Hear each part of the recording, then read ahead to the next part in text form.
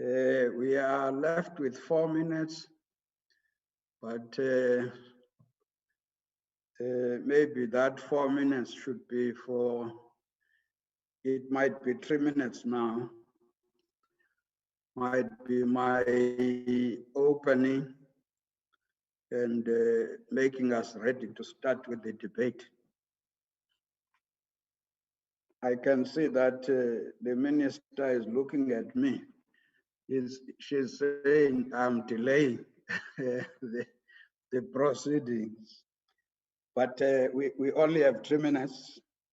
And like I'm saying, I take it other members might take exception if we start 3 minutes before time.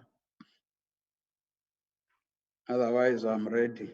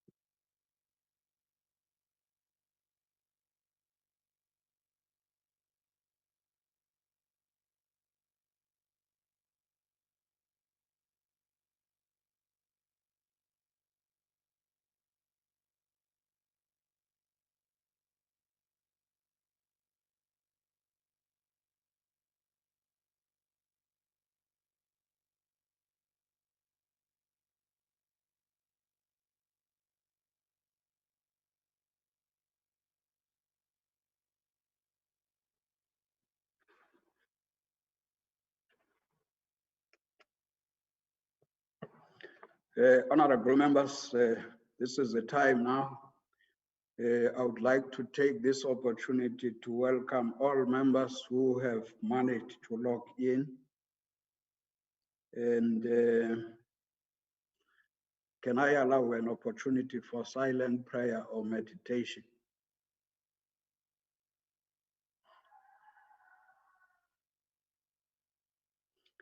Thank you very much.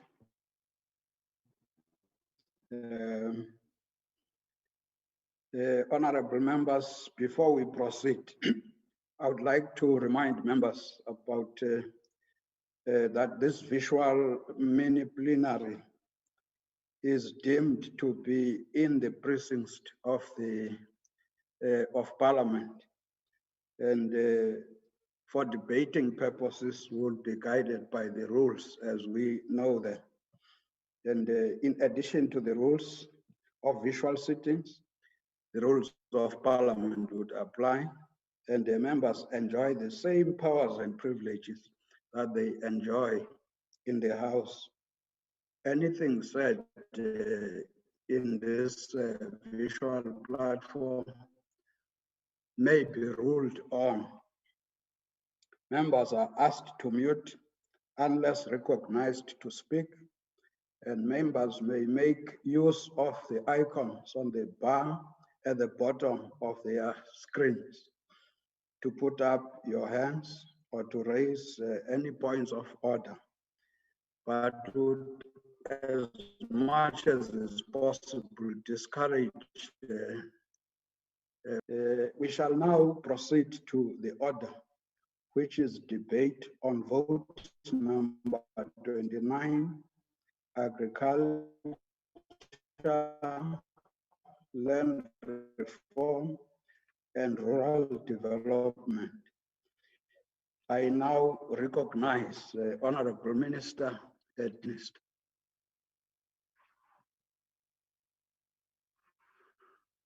Thank you very much, House Person. Thanks. Honorable members, Deputy Minister Skwacha and Dlamini, ministers and deputy ministers present, chairperson and members of the Portfolio Committee, members of our statutory bodies and councils, farmers' organizations and CEOs of commodity organizations, farmers and farm workers, senior officials, ladies and gentlemen. This year we honor and celebrate the life of Mayor Charlotte Manya Maxeke. Through her life, we can learn how she confronted the challenges that faced her society during her time. Charlotte was both a social and a political activist. In examining her life through the lenses of those who have done research and documented her life, it is clear that she continuously fought for political freedoms that were denied to many of her people. She mobilized women through campaigns on issues that affected them, such as pass laws and the land issues. The quest for gender equality and women's emancipation formed part of her daily struggles. Speaking at the memorial service of great Xhosa prophet Nsikana in Johannesburg, Maxeke had this to say, I quote, "We want men to protect the women of their nation, not men who hurt and endanger women when they become aware of their rights. We want men who are the salvation of the young girls of their nation, whom can depend on their presence. We need men who will humble themselves so that the nation may lift them up to the stars of Africa for future generations. That is what Africa wants. That is what the women of Africa are weeping and praying for." Close quote. These words spoken in 1922 by Charlotte Maxeke are still relevant to this day. House Chairperson and honorable members, it is for this reason that our government today, working with women's organizations and civil society, continues to fight against gender-based violence. To change behavior, we need to unlearn the practices and customs that oppress women. We need to learn to uplift conflict resolution as an important tool in dealing with conflict in the homes and elsewhere. In addition, we need to mainstream gender equality in our policies and programmatic intervention. Women's empowerment cannot be an afterthought nor an add on, but it ought to be integral in our policy, legal framework, and our socio-economic development plans. House Chairperson and members, you must have noted that even on the land allocation policies and processes, we've made a deliberate targeting so that 50% of the land allocation will go to women, 40% to youth, 6% to people with disabilities. The land is an asset that can liberate women not only in terms of ownership, but also in the productive use of this asset for economic participation and livelihoods. Last year, President Ramaphosa announced that government would release 700,000 hectares of state land for agricultural purposes. These land parcels included communities who have been utilizing state land for many years. It also included farmers whose leases had either expired or lapsed, or some of them never even had such. We outlined a process that will ensure that we affirm the tenure rights of those who have been utilizing the land following the land inquiry process. To date, we have managed to allocate 436,563 hectares of the 700,000 hectares.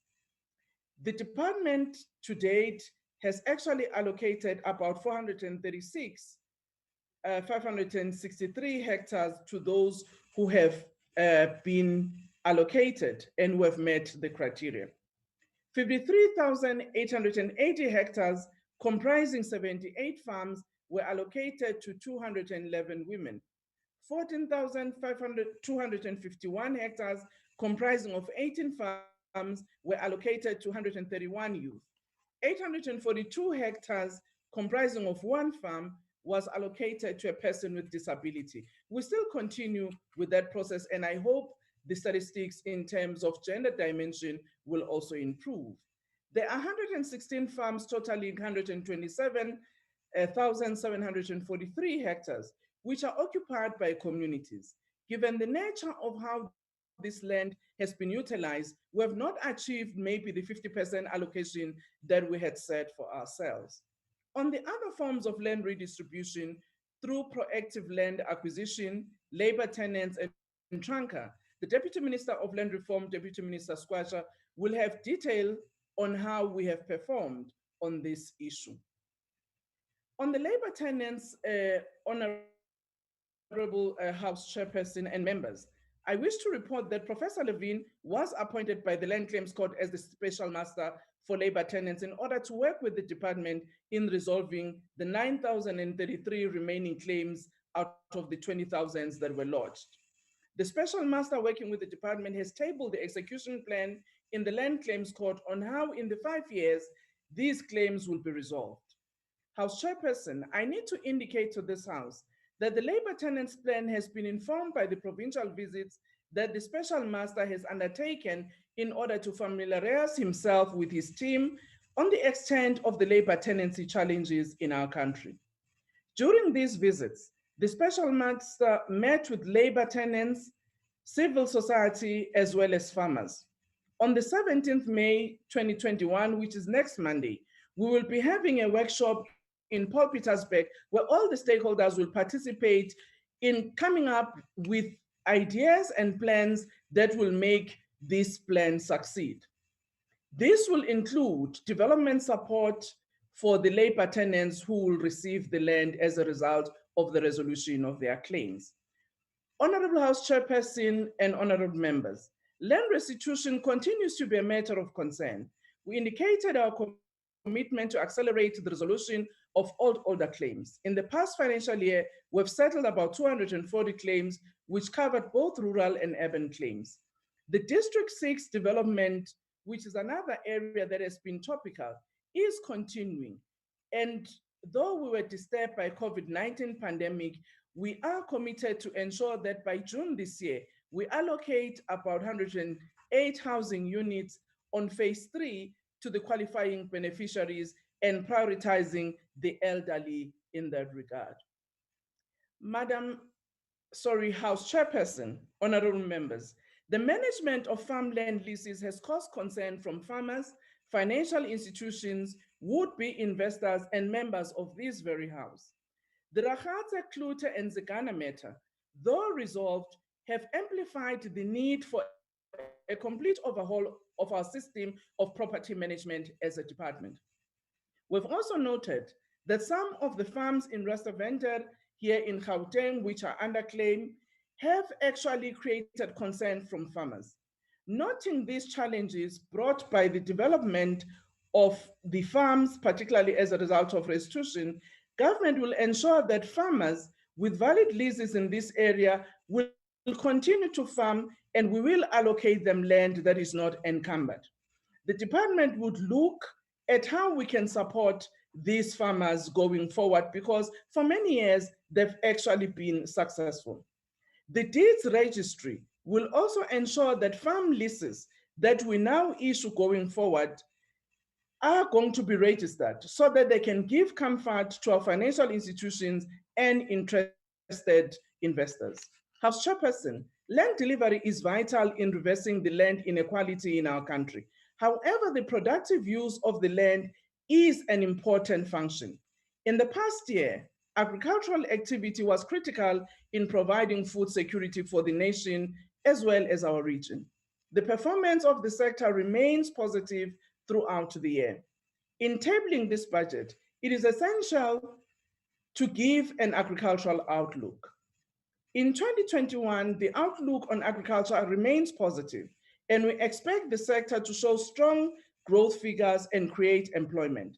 This optimism is supported by good weather, expansion in area of planting, and improving business confidence in the agriculture and agribusiness sectors. Effective public-private partnership and transparency in policy making, partly underpinned by the positive business confidence in the sector, is necessary. Today, we have the beneficiary selection and land allocation policy, as well as the land donations policy. These policies emanate from the presidential panel recommendations on land and agriculture and aim to bring fairness and effectiveness in land reform. Cabinet has also approved the phytosanitary bill yesterday and the agricultural product standards amendment bill for tabling in Parliament. These bills are critical in strengthening the regulatory environment within the sector. As a department, we will also increase our capacity for animal health at the national level to support our regulatory environment in the provinces. Honorable members, animal and plant health are important for food security and agricultural trade. The current outbreak of highly pathogenic avian influenza affecting about 6 commercial farms in the country is being attended to by our veterinary services in the provinces supported by national. Containment measures have been put in place in the affected farms. We continue with our surveillance so that we manage the spread. We have noted the setback that this has had in our regional markets. Although there may be these setbacks in the poultry industry, the following agricultural commodities have and will continue to do well even in this current year. The citrus industry has increased its volumes and has broken into new markets. This year, we could see another record citrus export. Moreover, the grain and oilseed industry has also done well during the year 2020-2021. And we would like to thank Grain South Africa and the citrus industry for this good work. The current harvesting season is currently underway and farmers are reporting record yields in various crops. The contribution of Black commercial farmers in our country's agricultural economy is still very low, though they are steadily growing at 11% in the livestock sector. The low levels of inclusion call for serious intervention from both the government and other stakeholders in driving inclusive growth. Madam House Chairperson, I wish to locate our interventions on the pillars of the economic reconstruction and recovery plan, which are as follows: massive rollout of infrastructure, massive increase in local production, employment stimulus to create jobs and livelihoods, and rapid expansion of our generation capacity.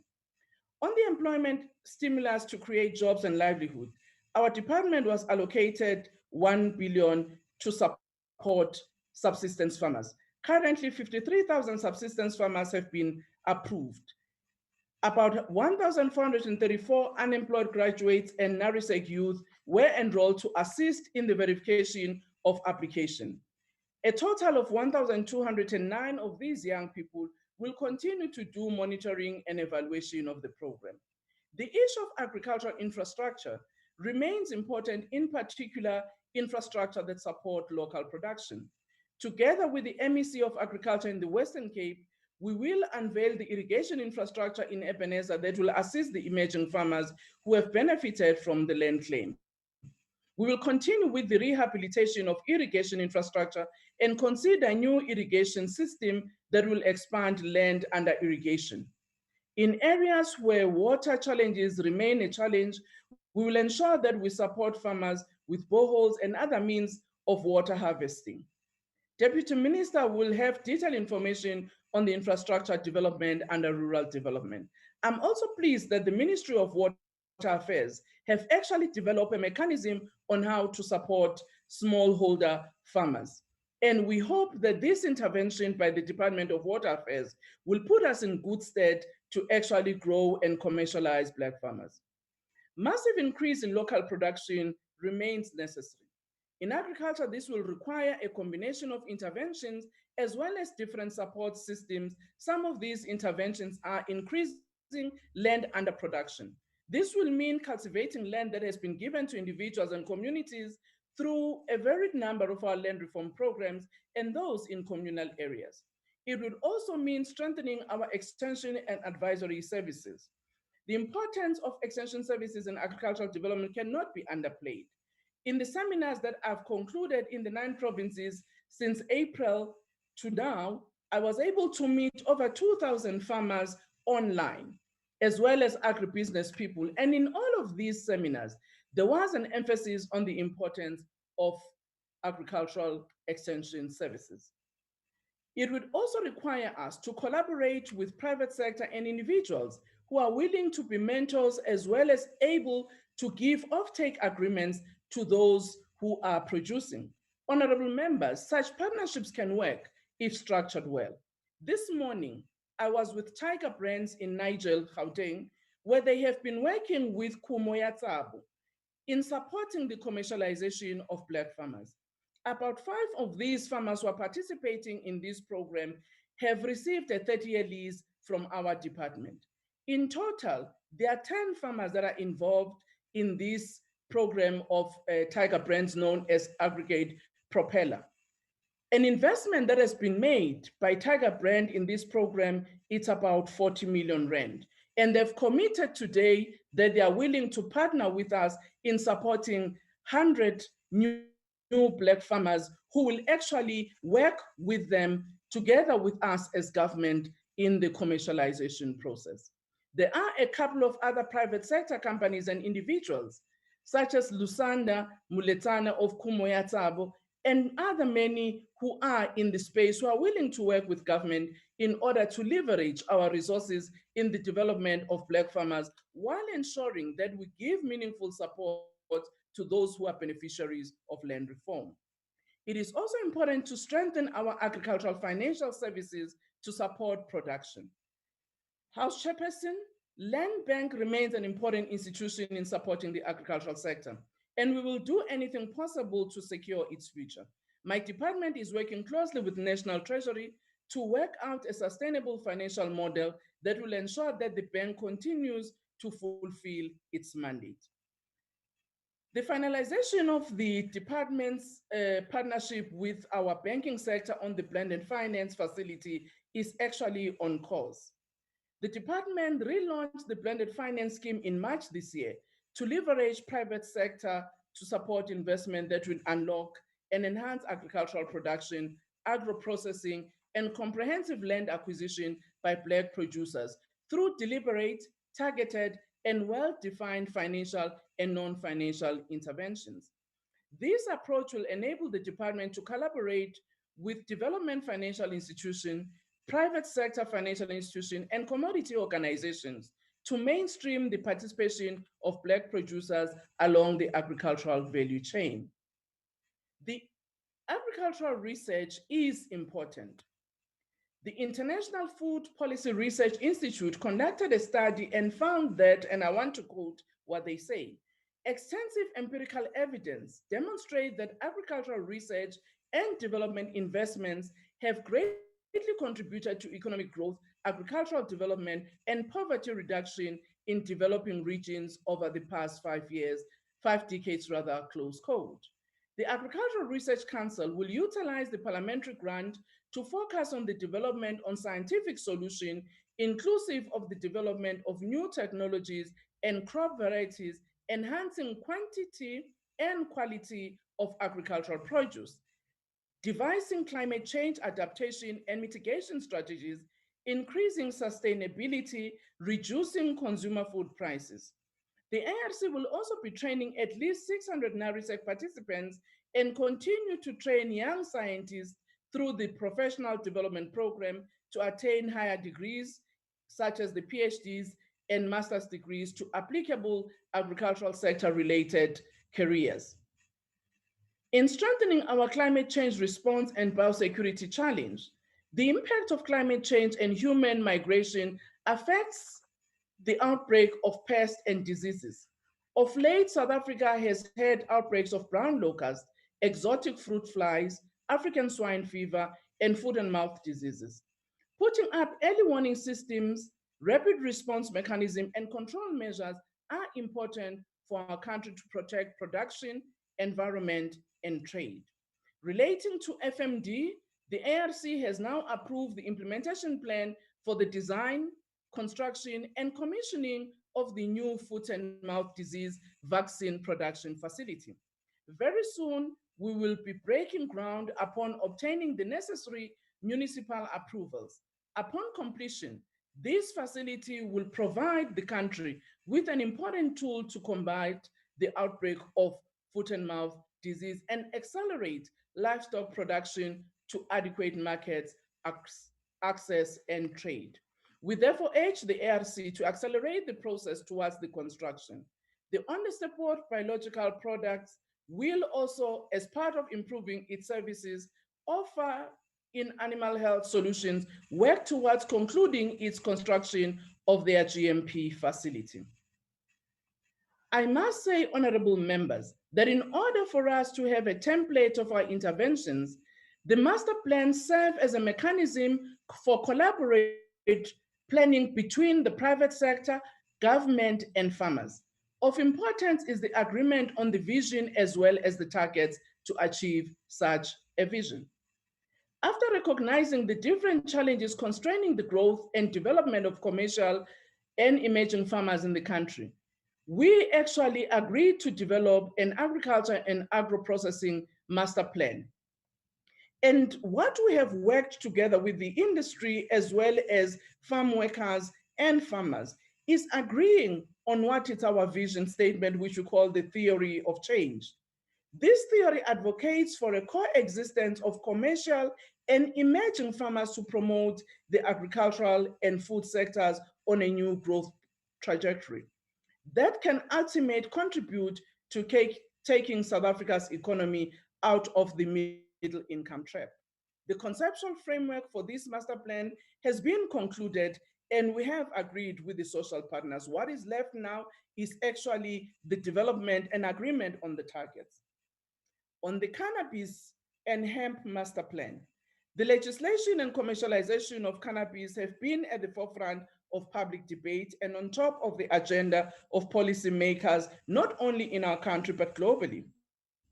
An interdepartmental team comprising of representatives from various departments was established to guide the development of this national cannabis master plan, with ourselves as a department being the convener.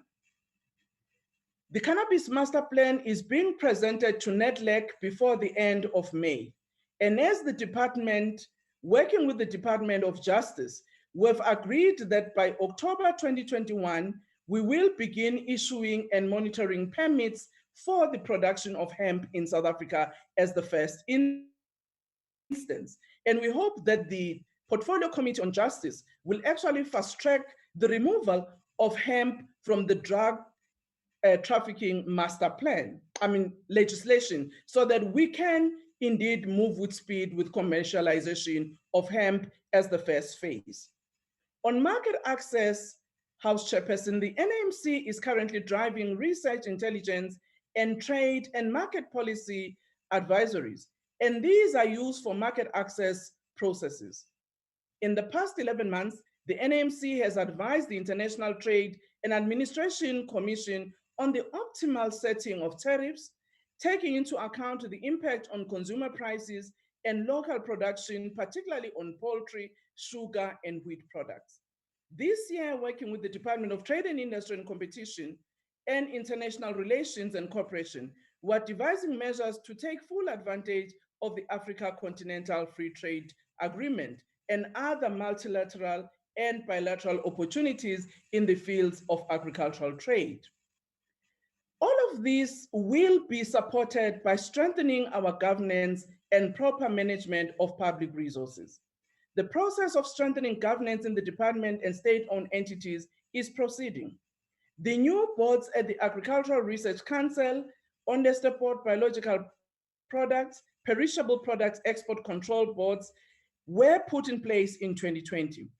Cabinet yesterday approved the appointment of the National Marketing Council. We wish to thank all of those members who actually served in these various entities before for the work they've done. The work of these councils are critical, and they remain so, in providing strategic direction on the work of the entities, as well as providing oversight on behalf of shareholders. We need to strengthen our administrative capacity as a department, as honorable members in our portfolio committee have been urging us to do. We've started to advertise a number of posts in order to fill the vacancies in the department following the finalization of the NMO process. We've identified areas of weakness in the configuration of our newly formed department, which we will be addressing in developing the fit for purpose structure. The matter of building the capacity of the state cannot be underestimated. We're examining the qualifications of our staff following the announcement that was made by Minister of Public Service and Administration, particularly at an SMS level. Minister of Public Service and Administration issued a circular that instructs all SMS members to populate PESAL so that correct data of the qualifications can be properly accounted for. As of this week, we've noted that within our department, we actually have 5 members who are affected, who are not meeting this criteria as set out by our policies and legislative arrangements. Building state capacity also means being able to implement consequence management where wrongdoing has occurred. We wish to assure members that we are acting and we will not hesitate to act so that the public resources are accounted for and that the conduct of our officials are not questionable by our citizens. We need to revive the ethos of Batupile once more in order to build a capable administrative system that is responsive to people's needs. Chairperson, the department has an allocation of 16.9 billion budget for 2021-2022 financial year. A sizable portion of this budget is for transfer to provincial departments on a conditional grant. These allocations relate to Ilima Litsima, which will get 126 million, the comprehensive agricultural support, which is about 1 billion, as well as extension services in order to employ the extension services at the provincial level as part of the 10,000 extension offices that were announced by Minister Mboweni. For this year, we will be transferring about 310 million to the various provinces for this purpose. The Commission of Land Restitution will receive a budget of 3.3 billion for this current year. The other transfers are to our agricultural entities, as I've mentioned. One minute left, Honorable Minister. I wish to thank my deputy ministers, Deputy Minister Skwatsha, Deputy Minister Dlamini, for the hard work in enabling us to actually give direction to the work of the department. I wish to thank all our officials in the national office as well as in our provinces for the work that they are doing. Lastly, I cannot but thank our portfolio committee from the chairperson and members who have actually kept us on our toes all the time in terms of their role of oversight. But more so, without the farmers, we wouldn't be where we are. Thank you very much. Thank you very much, Honorable Minister. We now move to Honorable Z.M.D. Mandela, who is the chairperson of the Portfolio Committee. Thank you. Thanks. Thank you, Honorable Chairperson. The Honorable Minister Mamutogo Titiza, the Honorable Deputy Ministers, Honorable members, and members of the media, ladies and gentlemen. We meet at a very difficult time when the threat of a third wave hangs over us as an ever-present reality. The world at large is still grappling with the devastation of the global pandemic, and signs of recovery still hang precariously in the balance. In our homes and social media, over the past few days, we have all been shocked and devastated by the barbarity meted out to our brothers and sisters in Palestine. Images reminding us of our horrid recent past and strengthening our resolve and determination, never and never again to countenance such inhumanity, assault on dignity, and gross violation of human rights that can only be described as a crime against humanity, ethnic cleansing, and the worst manifestation of foreseeable land occupation. We hang our heads in shame. In his State of the Nation address earlier this year, His Excellency President Cyril Ramaphosa reminded us of the words of our founding father of our nascent democracy, President Nelson Rolihlahla Mandela's historic first public address in Cape Town on the 11th of February 1990, when he said, I quote, "Now is the time to intensify the struggle on all fronts and to relax our efforts. Now would be a mistake with generations to come will not be able to forgive," close quote.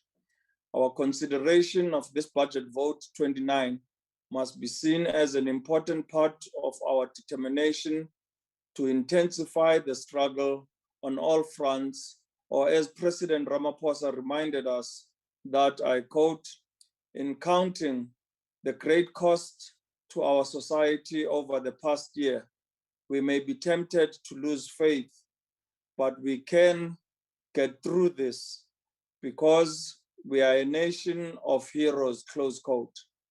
This year marks the 70th anniversary since the passing of Dr. Seme, one of the heroes of our struggle, who pioneered the formation of the African National Congress and later became its president.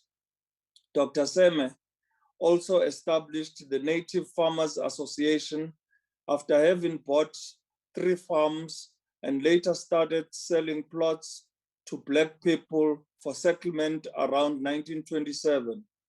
In the spirit of Dr. Seme, let me extend my gratitude to the Minister Togo Didiza and the deputy ministers and her team of officials in the department, and also to thank the farming sector, both commercial and small-scale farmer, for working hard to ensure the transformation of this sector and to further unlock the potential of this vital sector of our national economy. Honorable Minister, your department has a mammoth task. Despite the multiplicity of challenges, we are confident that under your leadership, we have made progress and advanced the aspirations of our people.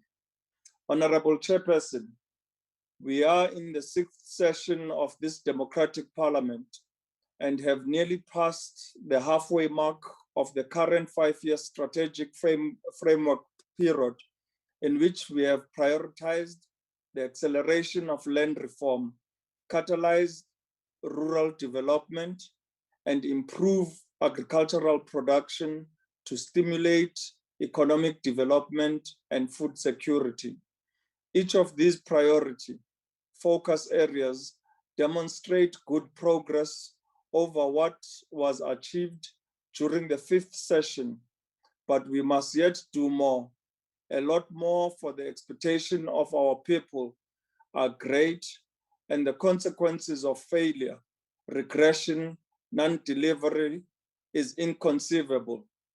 Over the past, we have had the opportunity to engage the Minister, the Department of Agriculture, Land Reform and Rural Development, and the leadership of its entities that resides within the department after considering the 2021 and 2022 annual performance plans and the budget of the department and its entities under Budget Vote 29. We made the following recommendations: that the Minister should provide quarterly updates on the finalization of fit-for-purpose organizational structure of the department, thus dealing with duplication of functions and ensuring the requisite skills and capacity.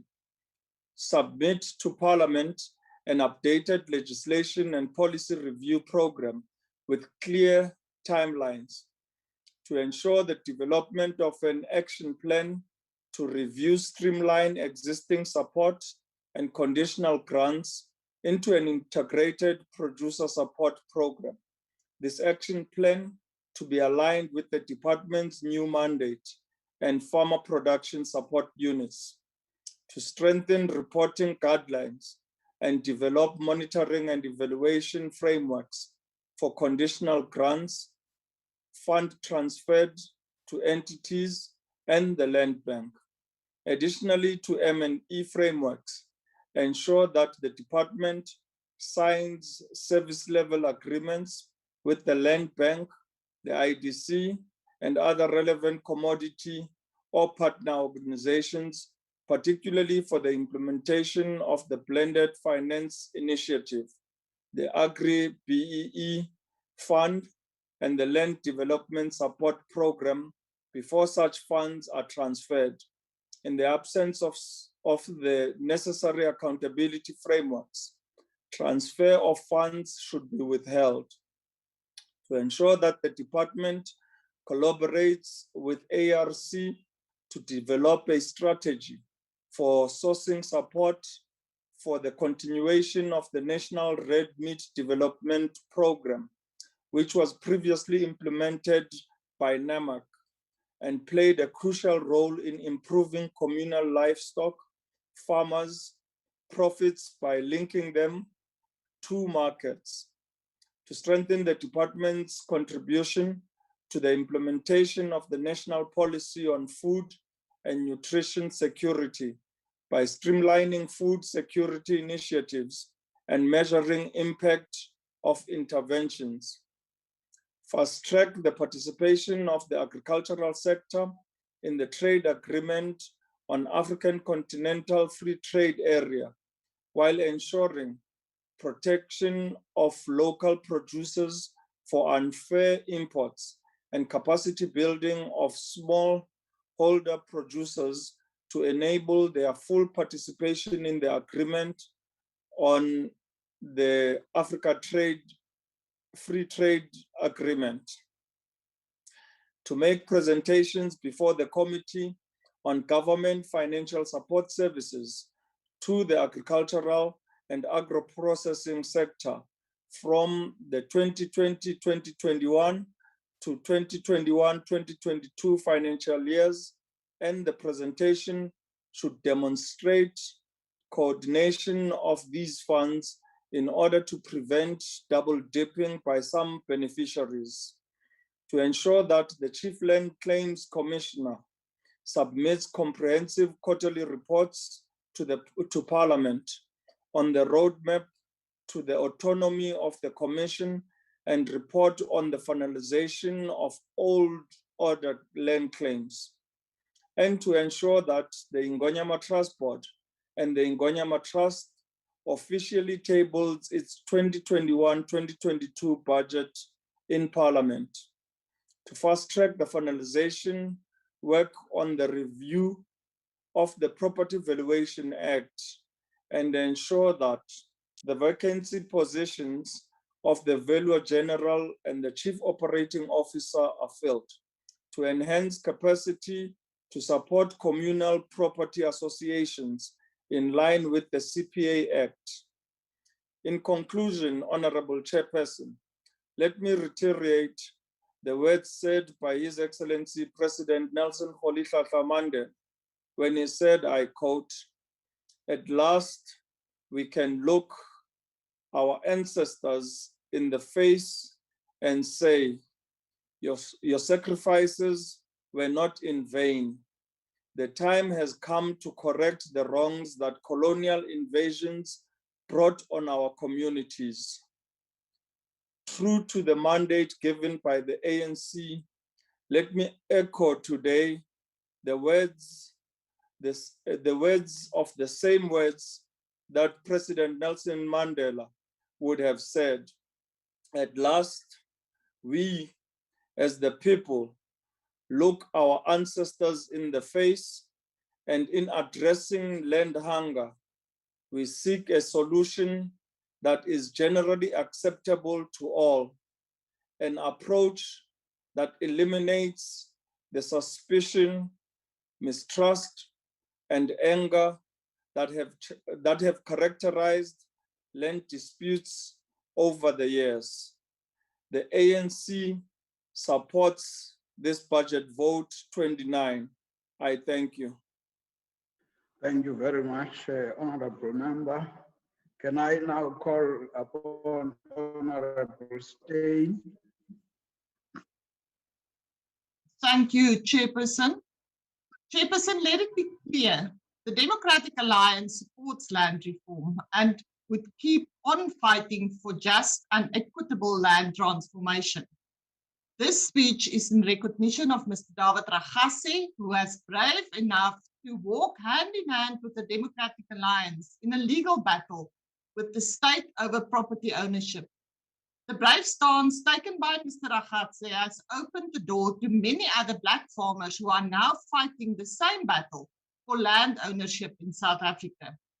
The Bill of Rights in our Constitution guarantees existing property rights, but it simultaneously places the state under a constitutional duty to take reasonable steps to enable citizens to gain equitable access to land, to promote security of tenure, and to provide redress to those who were dispossessed after 19 June 1913. This was agreed to by a majority of South Africans when we adopted the Constitution on 8 May 1996. When we agreed on our Constitution, we placed a big responsibility in the hands of the state by asking the state to put measures in place to deal with land transformation. These measures must be appropriate and must be reasonable in conception and implementation. And it is exactly here where the pawpaw strikes the pan.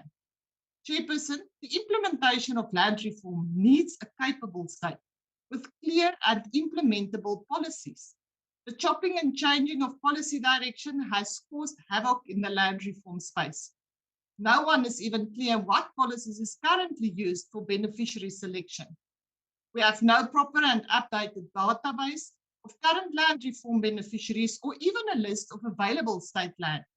Land administration is in chaos, and it can be seen in the current examples of farmers being evicted from state land. The publication of the much talked about 700,000 hectares of supposedly vacant or underutilized state land is made available for redistribution, another clear example of the chaos in the land administration. The publication of the Nooit Gedagte farm of Mr. David Ragase, who won a court case for ownership of his land after a long drawn-out battle with the state, as well as the list of farms that were for the Guacho community who battled for years to get their 42,000 hectares of land transferred into ownership, clearly shows examples of a government that is out of touch with realities on the ground. The Portfolio Committee also recognizes that the inadequate support to CPAs and trusts for farms already transferred under the land reform process is contributing to the collapse of land reform farms. This ANC government keeps on saying that it will transfer title to beneficiaries, but keeps on signing lease agreements with farmers who have been leasing for years. The only reason could be that the ANC wants to keep farmers dependent on the state. In this system of patriarchal order, no one will query the status quo because they are scared of being kicked off the land. I found a perfect example of this during a recent visit in Malmö, in northern KZN. Community members asked me to investigate why they have to take the state to court to get land transferred into their name. This after years of long court battles in a restitution case. It had cost millions of rands in restitution and court cases, only to be back in court to fight the state to get access to their land. Minister Didiza, why is your department involved in a court case against the Mtondanjeni community? Just transfer the land into the names of the successful claimants. They also want to know why your department appointed service providers as caretakers on their land. We can only begin to address land ownership disparities occasioned by our colonial past if it takes into consideration the current realities of the mismanagement and corruption that's enabling the state land and enabling of corruption in the state land administration process. To jump to the conclusion that the property clause in the Constitution is the cause of all land reform trouble, we are dealing with a shifting attention away from the years of government mismanagement of state responsibility. That is why I wrote to the Speaker to request a debate on land reform. She denied. Land reform is a national competency, but the Western Cape government is prepared to take over the responsibility to show how a competent state would ensure successful land transformation. Thank you, Chairperson.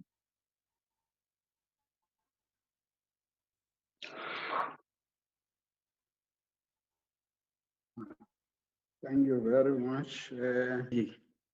Over to you. Honorable Motswedi, over to you.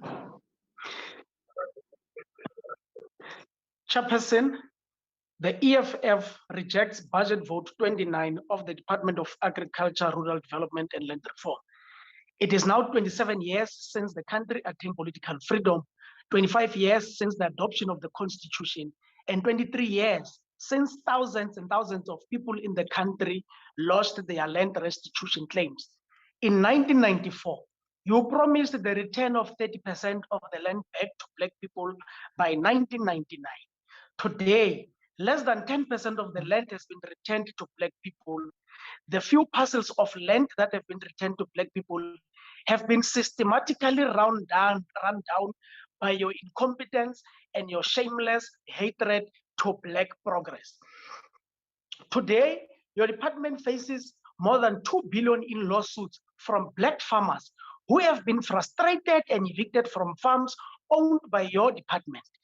It is correct for your department to department run by natives to evict successful Black farmers from state-owned land. Why do you hate Black people so much?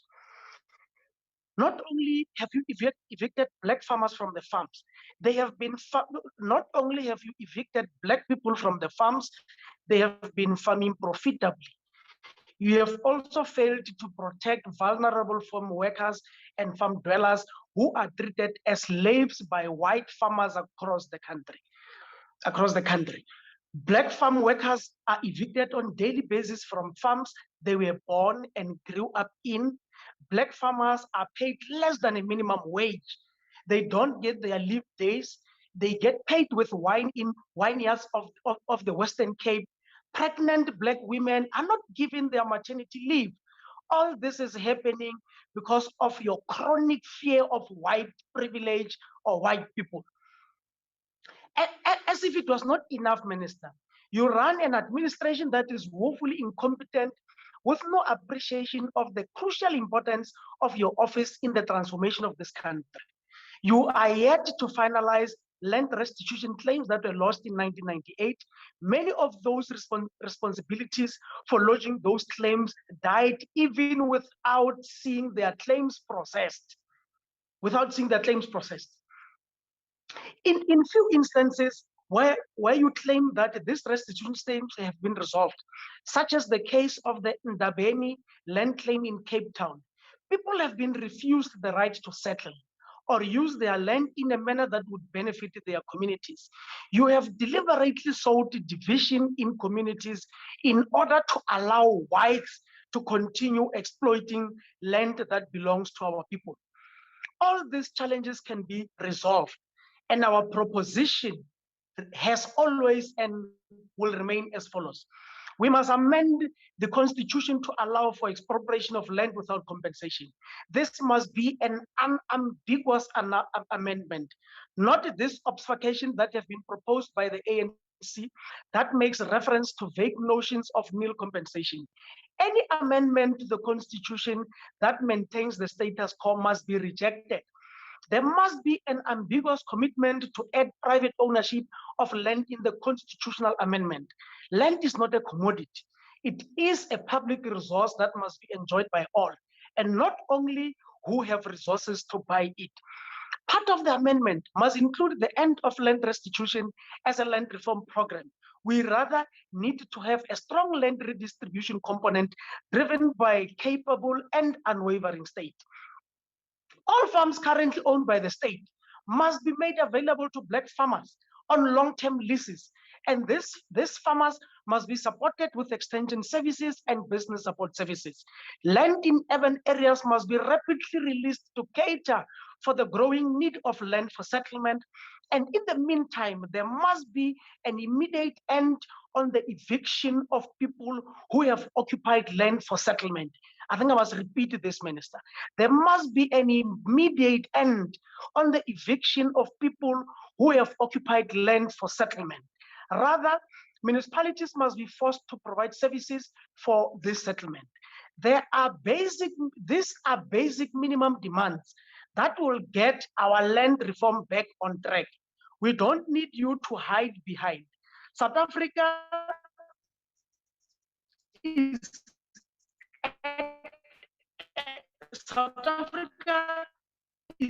at an important juncture where the discourse of shifting away from neoliberal production and towards land ownership and agrarian reform practices. This shift in policy discourse is predicated on the call for expropriation of land without compensation, led and championed by the EFF in this House. Anything less than a speedy and a fundamental resolution of the land question which shall be in the custodianship of the states invites nothing but our contempt. We therefore, Minister, reject this budget vote. The sugarcane industry in KZN has died in the hands of you, Minister. Having cried on many occasions for you to intervene as your department, you have not intervened. You are still speaking of taking matters to the ministerial committees, and the sugarcane industry is dying. Farmers are running out of income for them to be able to support their families. Once again, as the EFF, we reject this budget vote of the department. Thank you very much, Chairperson.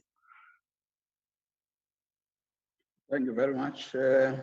Now we'll call upon Honorable Singh in the place of Honorable Tebekulu, who has got some technical problems. Over to you, Honorable Singh. No, Chairperson, I think Honorable Tebekulu is online. Tebekulu, He's online. Thank you. He's back. Thank you. Thank you, Chairperson. Okay, Honorable Tebekulu. Thank you, Chair. Start. Sisemthubeni elibi la khona uhulumeni wethu eyekelela khona ukuphathwa komhlaba ngendlela eyiyo. Amaplaza amaningi uhulumeni awathengileyo awasebenzi, awakhiqizi lutho. Abantu bebesebenza emaplazini balahlekelwa imisebenzi yabo, bahlele emakhaya, abakwazi ukondla imindeni yabo nezingane zabo. Muva nje umnyango ube nohlelo lokuthi usize ama-smallholder farmers. Kwakhishwa ama-voucher ukuthi abantu bekwazi ukuthenga abakuthengayo abakudingayo ukuze bekwazi ukusebenza amasimu ngoba kuthuthukiswa ezolimo. Okwenzekileyo kula ma-voucher baphoqelekile abantu ukuthi benikeze abantu abathile ama-voucher kube yibona abakhokhelwa impahla ethengwayo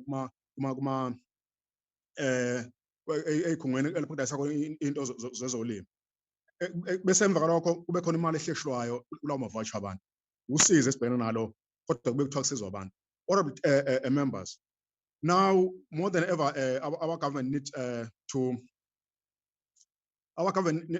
to carefully consider prevention program to protect humans, animals, and agriculture against the spread of pests, infectious diseases, and other harmful substances. It has been reported that our country currently faces 4 active avian flu outbreaks, and it was reported at the end of March this year that over 2,000 pigs at a farm in the Northwest died of African swine fever. The stark reality is that outbreaks such as the African swine fever, which to date has no vaccine and is highly contagious, not only has a major economic impact on our export industry, but also has a dire consequence to smallholder farmers. The only solution we need to have, we have is to ensure proper biosecurity measures are implemented to minimize the risk. It is thereby alarming, it is therefore alarming that only 3.3 million has been allocated by the department to the biosecurity program. This mere allocation shows clearly government's lack of commitment to minimize the risk of such outbreaks. The IFP strongly supports the committee's recommendation that the biosecurity sub-program should be strengthened, and that the department should develop a functional alert system to promote and proactive response to diseases outbreak. The IFP will carefully monitor out feedback on this recommendation, as the cost of a weak biosecurity program could cost our country dearly. On further analysis of the committee's report, the IFP fully supports the committee's recommendation that the comprehensive progress report on the land development, such program should be submitted to Parliament. The IFP has always maintained that the failure to ensure comprehensive post-settlement support coupled with corruption has greatly jeopardized the land reform project. This has been one of the greatest tragedies in land reform. The IFP also supports the committee's recommendation that the department should ensure proper service level agreement and accountability frameworks are in place with all partner organizations in the implementation, the land development support program in specific. In conclusion, honorable members, the COVID-19 pandemic has greatly impacted food security across the globe. Although the Minister of Agriculture has maintained in responses to written questions that South Africa has ample maize to meet the demand in the human and feed market, we anchor the committee's concern on the strategic budgetary growth in the food security program. The stake reality is that access to food, and in light of the massive economic strain our people are experiencing, justifies the committee's recommendation that the department's contribution to implementing the national policy on food and nutrition security should be strengthened. In conclusion, honourable members, this department fulfills a critical mandate in fulfilling its constitutional duty. We need to be vigilant on how the department enforces accountability and ensures resources are properly managed. The IFP will closely monitor feedback on the committee's recommendation. We support the budget. Thank you, Chair. Thank you very much. Now, Honorable Soma is going to take over from me. I call upon Honorable Briet to take the floor. Dankie, agbare voorsitter. Dankie, voorsitter. Daar is geen mooi manier om te sê dat die departement besig is om droog te maak en om met landbouers en die mense van Suid-Afrika se toekoms te speel nie. Ek voorspel die adjunkminister gaan hierna opstaan en sê ek weet nie waarvan ek praat nie of een of ander kleinlike aanval op my persoonlikheid of my party loods. Maar kom ons kyk na die feite van hierdie begroting en dienooreenkomstige teikens. Approximately 52% of the total vote appropriation goes to transfers and subsidies, and yet some of these have been the source of repeat audit findings associated with poor accountability and monitoring of the utilization of funds transferred to provinces. But instead of finding ways and mechanisms to ensure that provinces and the concurrent functions work, the department blames concurrency and shrugs their shoulders. Despite the department's important and central role in agricultural production, biosecurity, and management of agricultural disasters, Programme 2 will only be allocated approximately 15% of the department's total allocation. The new inclusion of biosecurity as a sub-program under Programme 2 is welcomed, but I'm concerned about the small budget allocation of 3.3 million rand, that is merely 0.1% of Programme 2's total allocation. Taking into account recent outbreaks of foot and mouth disease, African swine flu, and avian influenza. Also taking into account the revenue losses incurred, especially the loss of export revenue and the impact on critical industries within farming is worrisome.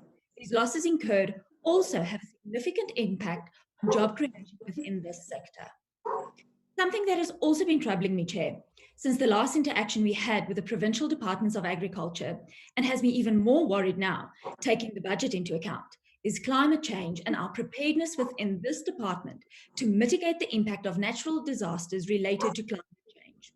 The Natural Resources and Disaster Management Sub-Program which plays a central role in the implementation of policy frameworks to mitigate disasters in rural and agricultural areas, only receives 11% of Program 2's already small budget. Voorsitter, dink net wat hierdie departement vir biosekuriteit en klimaatsverandering sal kan doen as hierdie departement net ophou om geld op projekte te mors wat nie werk nie en sal ophou om geld oor te dra aan provinsies waar die provinsies net eenvoudig die geld steel. Soos in die Vrystaat, waar die geld vir 'n state-of-the-art melkery en fabriek wat vir die mense bedoel was, deur Ysma Geshule gesteel is en vir sy maatjies die Guptas gegee om 'n groot makkie in Sun City te hou. Voorsitter, voedselsekuriteit, huishoudelike sekuriteit, die buzzwoorde in die era van COVID-19, woorde waarvoor die departement self baie lief is. Mense sou juist dink dan weet die huidige omstandighede die departement dit sou prioritiseer.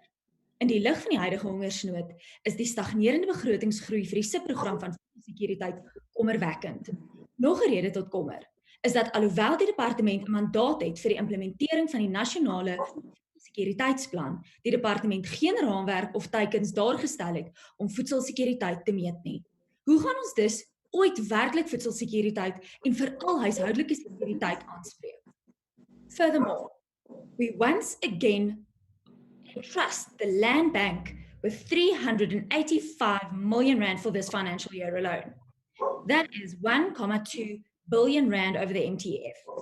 The reason the department had started partnering with other major commercial banks was because of their reservation towards the Land Bank, taking into account the shambles with regards to the blended finance model. When I say we are squandering money and playing with the future of South Africans, this is what I mean. Albert Einstein said, "The definition of insanity is doing the same thing over and over and expecting a different result." Chair, I have focused on Program 2 because I felt compelled to highlight its issues in depth, and I'm sure, as we have seen today, that my colleagues will do justice to the other aspects. Minister, when you were appointed as Minister of Agriculture, Land Reform and Rural Development at the beginning of the 6th Parliament, you were not met with the same contempt as other ministers, because agriculture in all of its forms spoke highly of you due to your first tenure as Agriculture Minister. Minister, I urge you to once again be that woman. Be that minister the tales I've heard. Be the woman that stands up for agriculture, not just for today, but for the future of agriculture, for the future of food security, and for the future of South Africa. Staan op, staan sterk en staan saam, want 'n volk wat vir sy landbou sorg, sorg vir sy toekoms. Voorsitter, ek dankie. Thank you, Honourable Member. Now I recognize the Honourable Deputy Minister of Agriculture, Land Reform and Rural Development, Honourable S.M. Dlamini. Over to you, sir. Thank you very much, Honourable Chairperson, Honourable Minister Didiza, all ministers and deputy ministers present here today, the Committee for Rural Development, Agriculture and Land Reform, honorable members of the House, esteemed guests, ladies and gentlemen. Today, as we present this budget, we want to pay tribute to all the families who have lost their loved ones as a result of COVID-19. And we also want to salute health workers and people living in rural communities who had to face and fight the coronavirus under conditions in which there were fewer health resources. It has been inspiring to observe how, despite these challenges, some rural communities have worked in partnership with government, private sector, non-governmental organizations, and traditional leaders to spread the correct healthcare-related messages in relation to this pandemic. This is what rural development should be about. It's about rural development is a sustained multi-sectoral participatory process aimed at empowering those residing in former homelands areas, in farming areas, in defined rural space within urban areas and metros in peri-urban areas, in small rural towns and in village. It is about government intervening at all levels to ensure a people-driven and people-centered process of building sustainable communities through agricultural and non-agricultural interventions to achieve products, healthy and economically vibrant, socially cohesive, equitable and sustainable space and livelihoods. National and integrated rural development strategy is another area we have to talk to.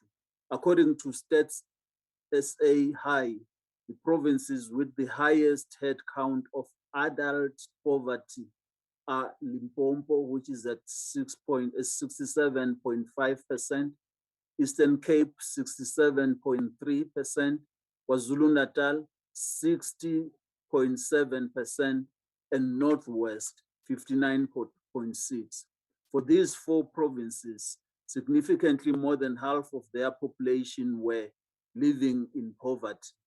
It is also said that almost 2/3 of agricultural households are living in poverty.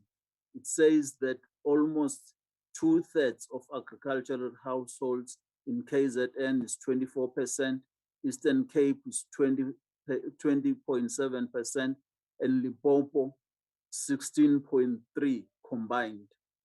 It is for this reason the implementation of our National Integrated Rural Development Strategy will pay special attention to these provinces without complaining or without comparing the required interventions for rural development in other provinces.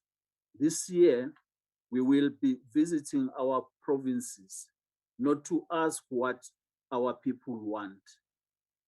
It's because they have told us what they want since 1994. We are going to be there to work with them towards ensuring rural development in their own terms.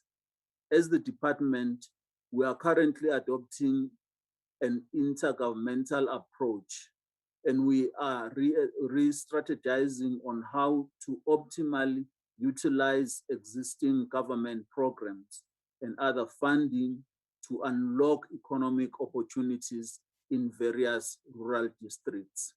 We have recently tested this approach when we had an interdepartmental collaborative intervention program in the Eastern Cape at Stainsburg. And in a few months from now, we will be working with young people on the NARISEC program in the ICT projects and work to support cooperatives in various projects, which include poultry, piggery, the bakery projects, water harvesting, and we will be providing sewing machines and agricultural tools and implements, including other different forms of support.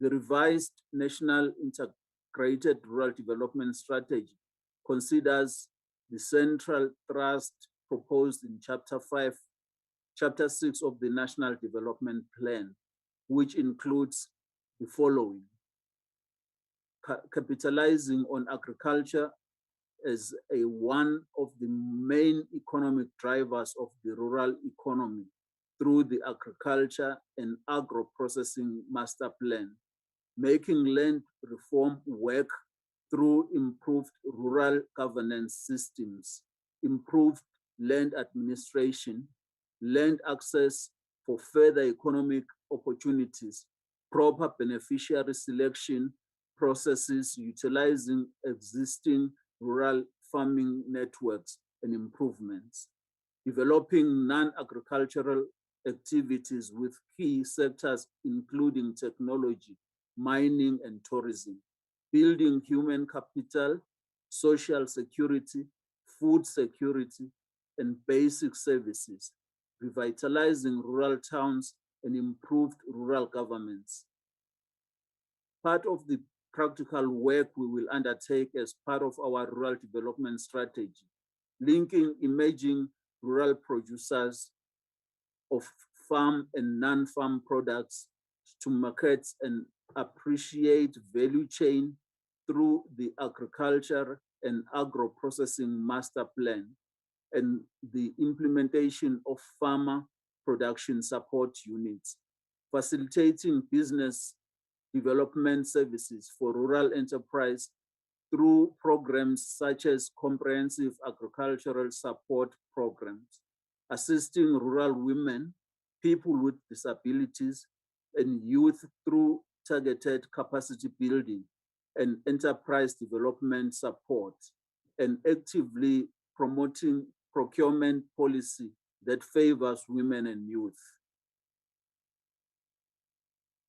The last financial year, several consultations have taken place within government through the South African Local Government Association Network via a multi-stakeholder policy platform coordinated by civil society on how to effectively implement these objectives over the MTSF period and beyond in support of Vision 2030.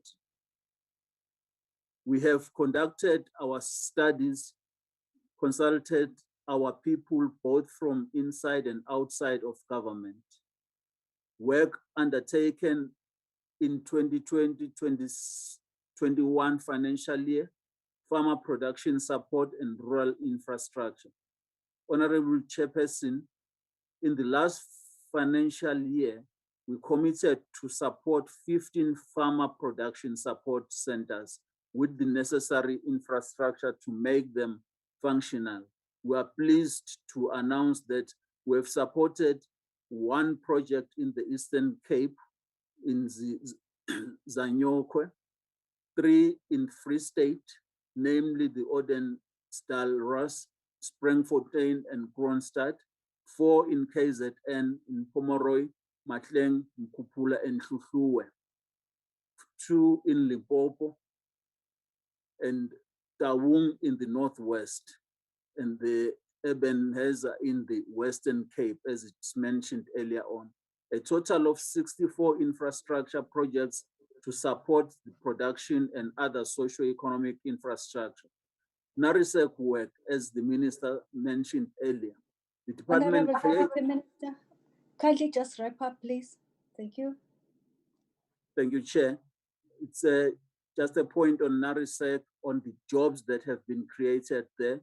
1,926, and flagship projects on the economy, and many other initiatives that have taken place. Thanks for your time, Chairperson. Thank you. Thank you, Deputy Minister Sibal Kodo.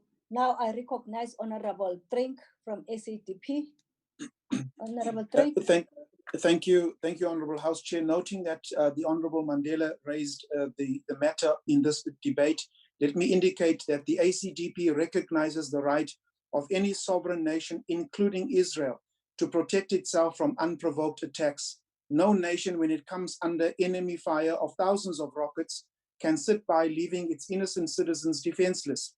We call on the South African government to play a peace-broking diplomatic role of working toward a two-state solution for the Israeli and Palestinians. Honorable House Chairperson, the ACDP notes the increased budget allocation of some 1.7 billion to 16.9 billion in 21-22.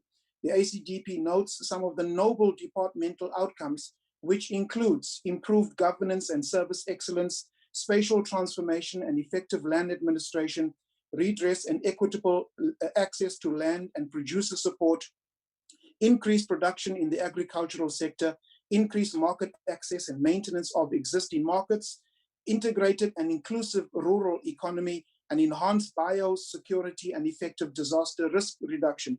However, pertaining to these outcomes, it must be said that the proof of the pudding is in the eating, as thousands of South African land and homeowners wait for their title deeds from government and the department.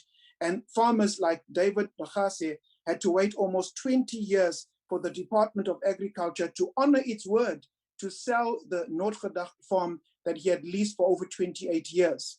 The ACDP acknowledges that the committee, during its deliberations of the APP and budget allocations of the department and its entities, made some damning observations, such as the existence of inadequate quality assurance within the department, uncertainty regarding the department's capacity to timeously develop essential legislation and policies to address sectoral challenges, the absence of specific targets on agro-processing, which is identified in the NDP as a key job driver, while more than half of the total budget vote goes to transfers and subsidies in the current financial year. Weak monitoring and evaluation in the department remains a challenge and will continue to affect accountability on transferred funds as well as performance and service delivery. The stagnant growth, the final point, the stagnant growth in the budget allocation for food security and assess the efficacy of food security interventions which are implemented by provinces. In the light of the challenges our nation faces, it is prudent that we pursue policy and political stability, something the ruling party has failed to do, as well as ensure that we prioritize food security. The ACDP will champion these causes essential to the survival of our nation. I thank you, Chair. Thank you, Honorable Member. Now I recognize Honorable Member V. Zungula from ATM of ATM. Honorable Zungula. Thank you, Chair. The structure of the budget vote on agriculture, land reform, and rural development betrays the fork-tongue agenda of the ANC-led government. A careful analysis of the line item allocations and projections into the outer years paints a picture of a government that speaks left but walks right. The ANC government has misled people into thinking it is serious about land expropriation without compensation. The phrase "without compensation" does not even exist in the 18th Amendment Bill to amend Section 25 of the Constitution. It is evident that bulk of the money is reserved for land expropriation with compensation, despite the without compensation rhetoric. Even the mandate of this department seeks to sanctify looting, in that no attempt has ever been made by the department to challenge Section 25.7 of the Constitution, which seeks to deal with land restitution only for those dispossessed after 1913, when it is public information that bulk of the land dispossessions took place in the 1700s. ATM is therefore calling for the following. The 18th Amendment Bill must replace expropriation with nil compensation with expropriation without compensation. The 18th Amendment Bill must include backdating the cut-off date for land restitution from 19 June 1913 to 6 April 1652, when Jan van Riebeeck first set foot in our land. The structure of the budget must be overhauled to result in more money for post-restitution so that our people can have a success of their efforts to be commercial. The spending on rural development must be more than doubled and reflect that indeed our communities are taken seriously. The rural economy must benefit the people of those particular rural areas. Citizens in the rural communities can't lose the most basic economic activities to non-South Africans. Emerging Black farmers must be assisted with a market for their produce in their respective localities. Retailers in Ngeleni and Nakutsolo can't be sourcing a significant portion of produce from other provinces. Retailers must, by law, procure a significant percentage of their stock from local farmers. Water shortages affect farming, especially for emerging Black farmers. The department must work with all relevant departments to deal with this crisis. The department must provide skills development centers in all rural areas to teach young people about farming. Young people must be trained, financed, and equipped to work the land. I thank you.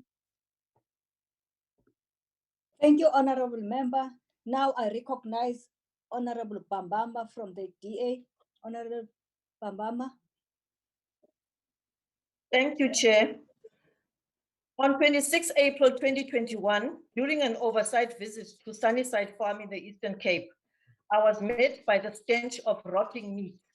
Carcasses of cows lay exposed on the ground, their twisted bodies infested with maggots and flies. It soon became apparent to me why this was the case. Neziswa, a farm dweller, had just knocked off from work at Grey Hospital in King Williamstown, where she worked as a nurse. She had to rush home to buy water in a run-down bakkie, a futile exercise, as most of the water spilled out of the 20-liter drums on the uneven gravel road. This she did every other day when not buying the lucerne from local farmers on credit to feed her animals. All this because her family and animals were restricted to a small portion of land with no water, no toilet, no electricity, and nowhere to source firewood for cooking. Surely this is gross inhumanity and cruelty to animals. Nonezile Moyeni, her mother, told me that they had been on the farm since 1964 when the farm was owned by one Mr. Berger, who allowed them to share the grazing and water in peace. Her husband died and she watched as the farm changed hands among several owners who were not as kind to them as Mr. Berger. The previous owner told them that their animals were becoming too many. They need to sell them or remove them from his farm. They bore the brunt of their animals being constantly impounded and having to release them thereafter at huge cost, money they could ill afford. This went on until the 10th of August 2020, when a man drove into their yard and without so much as a molweni, loftily proclaimed that he was the new owner of the farm and he wanted them off his farm in 2 days. He further told them that he had already procured a TLB to bulldoze their humble abodes down. When they resisted, he confined them to a small portion by fencing them in and cut off the water supply. The man is Tembelihle Qotiwe, husband to Eastern Cape Transport MEC Weziwe Tikana Qotiwe. The attempt to mimic apartheid-era evictions by an ANC cadre is reminiscent of George Orwell's classic novel titled Animal Farm, where some are indeed more equal than others. The Mayeni family story is not isolated. This is the fate of farm dwellers across our provinces. The Department of Agriculture, Land Reform and Rural Development has an obligation to protect and assist farm dwellers who are ex-employees or whose husbands were employees through the extension of Security of Tenure Act 62 of 1997, from exploitation and illegal evictions by farm owners, including ANC cadres like Mr. Qotiwe, who have recently acquired farms. There is little evidence of the department being effective in implementing the reliefs found in ESTA, such as finding suitable alternative accommodation or facilitating the legal allocation of a suitable piece of land on the same farm. The DA is extremely appalled that 27 years into our democracy, families, and especially those headed by women, can be so severely traumatized due to the inefficiencies of the department tasked with their protection.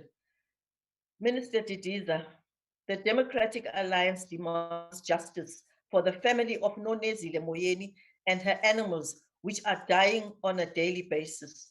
I thank you, Chair. Thank you, Honorable Member. Now I recognize Honorable Member KD Matlati of the ANC. Over to you, ma'am. Honorable Chairperson, thank you very much, Chairperson. Honorable Chairperson, Ministers, Deputy Ministers, Honorable Members, good afternoon.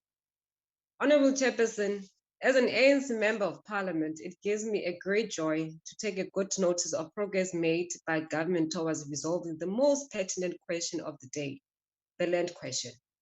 Chairperson, the historical personality of the African people has always been the land. It has always defined who we are and what we stand for. The land has always defined our heritage, our history, and our collective future as Africans. Consistent with the teachings of Comrade Cabral, The only way to truly wage a formidable and credible national liberation of our people is by ensuring that they gain their historical personality, which is their stolen land. Chairperson, yesterday the Deputy President gave a response on a question raised around what progress made by government in implementing the recommendations of the Presidential High-Level Advisory Panel on the Land Reform and Agriculture. It is indeed the African National Congress that is capable of bringing the land question into its logical conclusion.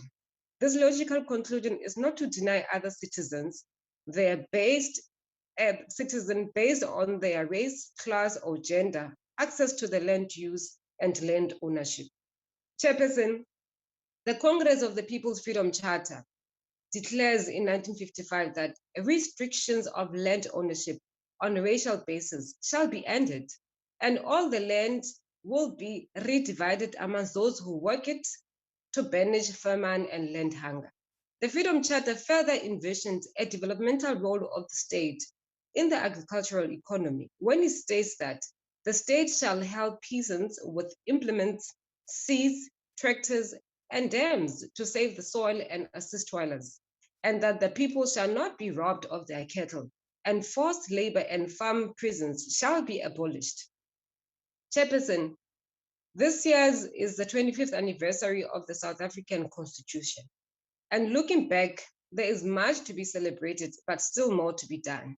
The constitutional mandate of the Department of Agriculture, Land Reform and Rural Development can be found in Section 24, 25, and 27 of the Constitution of the Republic.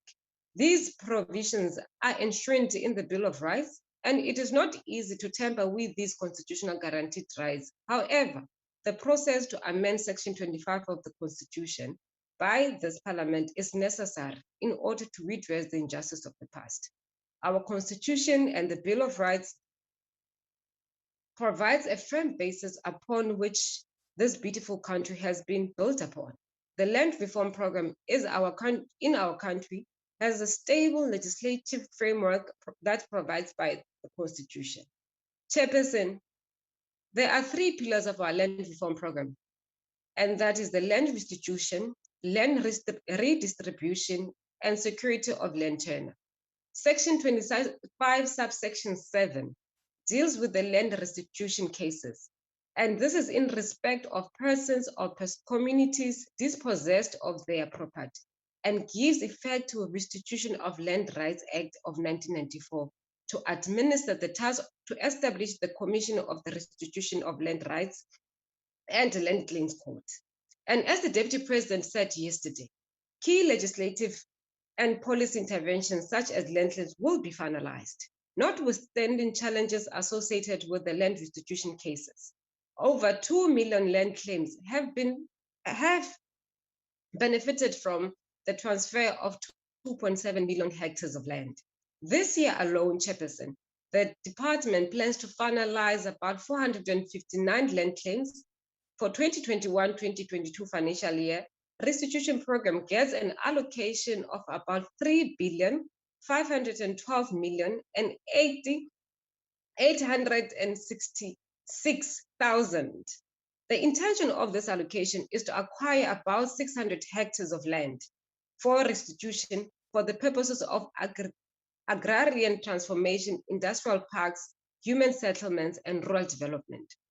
Chairperson, redistribution and tenure reform, 965,029,000 rand is allocated to this important program of the land redistribution and land tenure.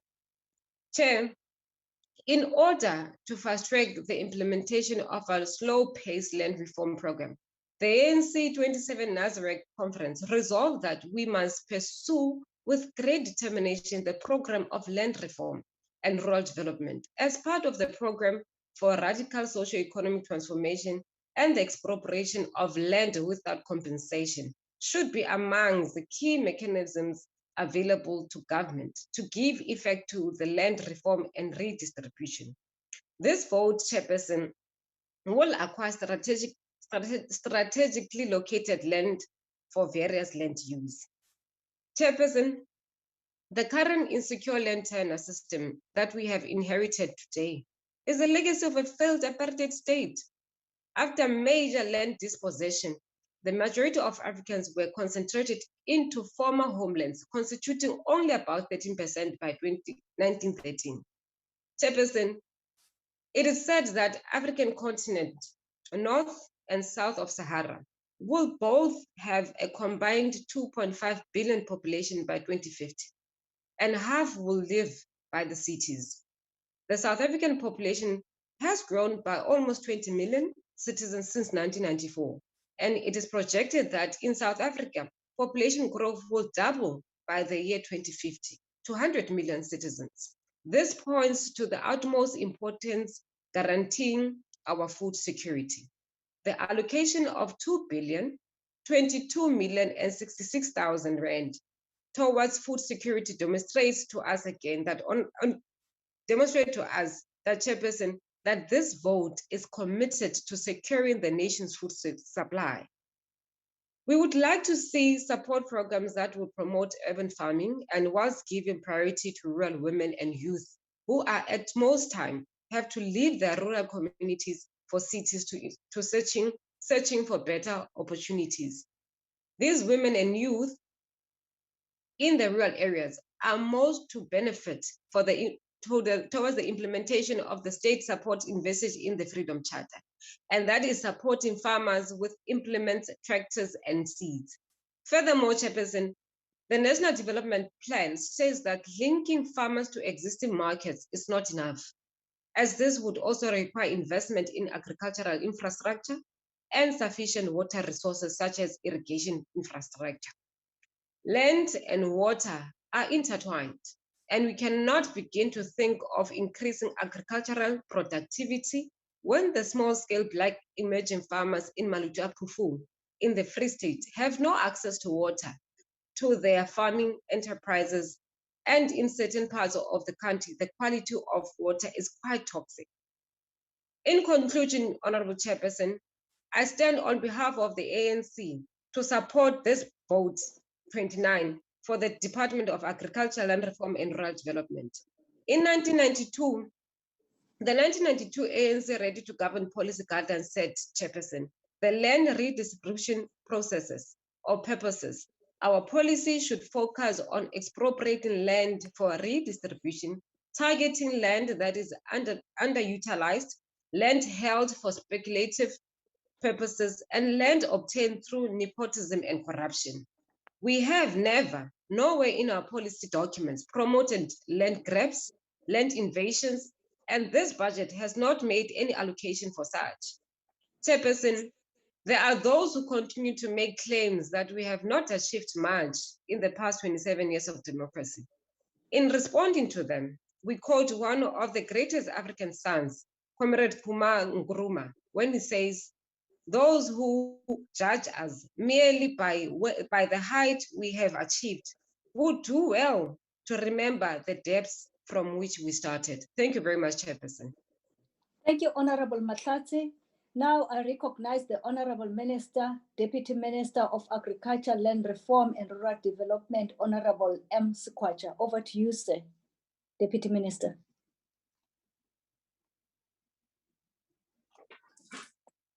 Thank you very much, Honorable House Chair, Honorable Minister Tidiza, Deputy Minister Stumo, Chair of the Portfolio Committee, Ministers and Deputy Ministers, senior officials of the department, the acting DG, and all of you from state-owned entities, distinguished guests.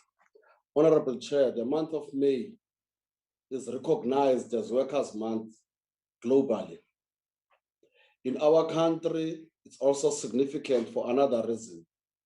On the 10th of May, 1994, it was the inauguration of the first president of the Democratic Government of South Africa, Nelson Rolihlahla Mandela. On the 8th of May, 1996, the Constitution was adopted by the Constitutional Assembly. Who can ever forget that occasion when former Deputy President then, Thabo Mbeki delivered that seminal speech, I Am an African.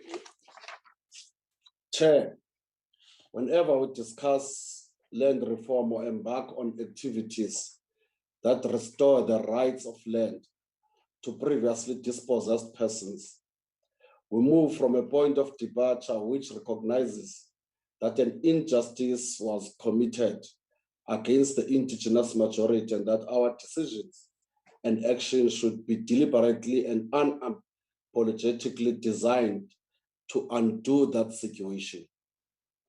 We should not allow anyone or any organization to try to twist the truth by attempting to make us feel bad for demanding what rightfully belongs to us.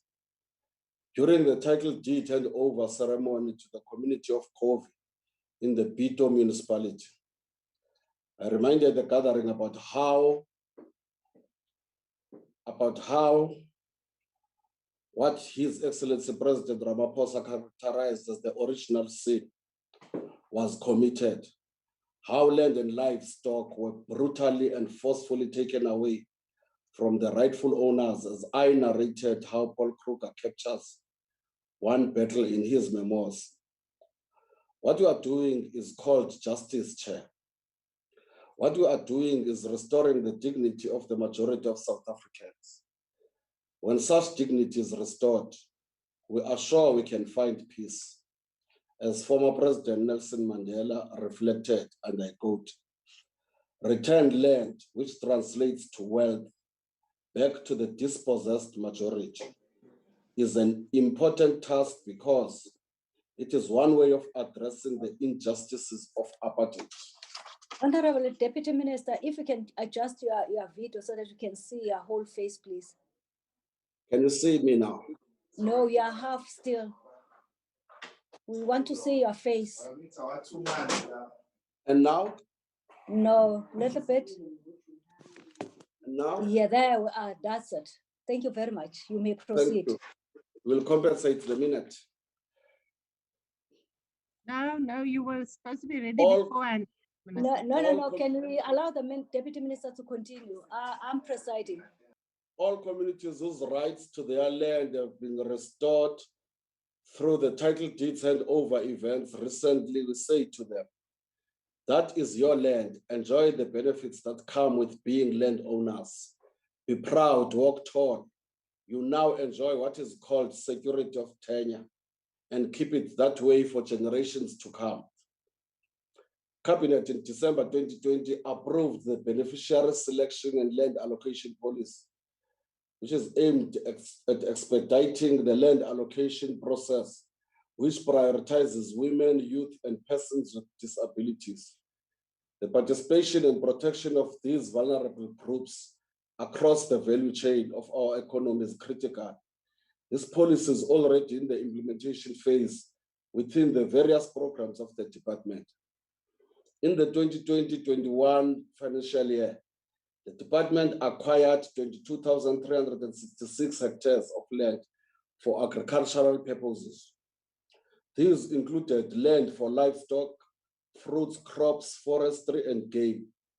We have already allocated 16,198 hectares to deserving women and youth, with most of these hectares, 11,866 hectares allocated to the youth. This allocation, supported by post-settlement interventions, will ensure transformation and sustainability of the sector, and importantly address the challenge of aging commercial farmers in our sector. We are emboldened by the new developments, and we will continue on this trajectory as we empower our communities, albeit with reduced resources, as there have been budget cuts because of the pandemic. This financial year, the budget for land acquisition is 175 million, and our plan is to acquire 33,720 hectares of land with this budget, and through reprioritization within the PLUS project. On tenure reform, the land tenure reform program is key in achieving the constitutional promise entrenched in Section 25/6 of the Constitution of the Republic. I quote, A person or community whose tenure to land is legally insecure as a result of past racially discriminatory laws or practices is entitled to the extent provided by an act of parliament, either to tenure which is legally secure or to comparable redress. The Land Reform Land Tenants Act number 3 of 1996 on farm workers, farm dwellers and labor tenants seeks to secure the tenure rights of labor tenants and former labor tenants, including by regulating their tenure and prohibiting illegal evictions. Wherever farm dwellers, farm workers, labor tenants, and women have limited and vulnerable land rights, it is our responsibility as this department, in conjunction with other departments, such as employment and labor, to take steps to correct such instances. For the 2021-22 financial year, the department has set aside a budget of 244 million for the acquisition of land for labor tenants and farm dwellers, as well as to honor cases settled through court orders. The budget will be used to acquire 6,150 hectares. The department, in conjunction with the offices of the Special Master on Labor Tenant, have targeted to finalize 1,500 labor tenants claims in the current financial year. In recognizing the multiplicity of challenges faced by farm workers, farm dwellers, and labor tenants, the department, working with the Department of Justice and Legal Aid South Africa, continue to provide legal support and mediation services to persons facing unlawful evictions on farms. On Tranca, Chairperson, the expeditious transfer of the 23 rural areas as administered by Tranca is continuing apace. These areas, previously classified as colored reserves, are in 4 provinces in South Africa. The land in these areas is held in trust for the respective communities. The process of transferring this land in consultation with the affected communities and municipalities is advancing at a faster pace. In the past financial year, we have transferred land in Harlem, Mamre, and the biggest portion of Ebenezer. We are currently busy with the transfer documents for Kranshoek, Zoa, and Slang Refir as part of the 11 areas to be finalized in this financial year. The other remaining areas are at an advanced stage of implementation, and all transfers will be completed in the 2022-23 financial year. Communal land tenure remains a key component of land tenure reform. Communal areas are home to approximately 17 million people. The people living in communal areas mostly hold informal land tenure rights that are not recorded due to the collapse of land administration in the former homelands. The IMC on agriculture. The IMC on agriculture is guiding on processes in this most important and sensitive area. Our department, working with COGTA and Justice, is embarking on a consultation process with all stakeholders, including traditional leadership organizations and communities. The consultations will culminate in a national land summit to be convened in September this year. On rural safety, one of the significant threats to food security and livelihoods of our people in rural and farming areas is rural safety. Our country has recently experienced various challenges, including high levels of criminality and human rights violations. Incidents reported to law enforcement authorities include murder, public violence, and damage to property, racism, land invasions, unlawful evictions, and stock theft. The IMC, led by the Honorable Deputy President, has established a task team consisting of our department and the Department of Police and the Department of COGTA. This is a plan with intervention measures has since been approved by the IMC. These interventions will open dialogue amongst various role players and stakeholders, including farmers associations and farm dwellers. We also continue to support the rural safety plan led by the Ministry of Police. On CPAs, the department is grappling with the challenges facing CPAs. We'll continue to ensure that CPAs are capacitated and supported to be compliant with the Act within the means available to us. The department will also embark on an audit of all CPAs, and the Guardio CPA must be compliant with the Act. As over a period of 2 years, starting in this financial year, with a view to review the models of land holding for land reform. Currently, more than 1,500 CPAs have been established and registered nationally. In the past financial year, I mentioned that we're going to support 407 CPAs. Honorable Deputy Minister, kindly wrap up now. We are left with lesser than a minute. However, due to the difficult circumstances due to COVID-19, we were able to support 436 CPAs. On the restitution, the Commission had an original budget of 3.6 billion, which was reduced to 3.3 billion for this financial year after a reprioritization process by the National Treasury. I now wrap up, Chairperson. I just want to say that as I wrap up, I hope that the Honorable Babama was informed by the Moyeni family that the mess created by the past apartheid regime, we are busy dealing with it and we are in the process. And that farm is a private farm belonging to a private owner, but the Moyeni family has not been evicted and we're busy trying to allocate a farm for them. Thank you, Deputy Minister. Thank you, Deputy Minister Skwatsha. Thank you very much. Thank you. Thank you. I now recognize the Honorable Member from AIC.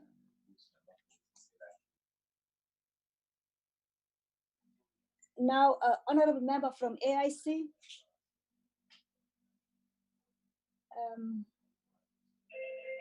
Honorable Member from COPE.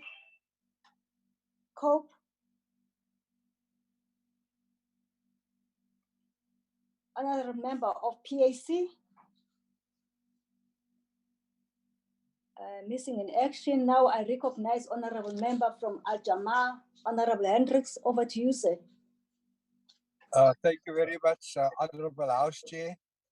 Honorable House Chair, Dr. Archie Mafeji was one of the thought leaders in Africa as far as agriculture, land reform, and rural development is concerned.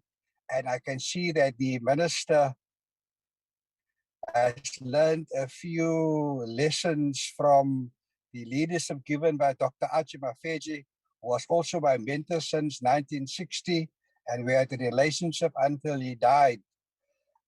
It is therefore my view that we are in good hands with the leadership of the minister.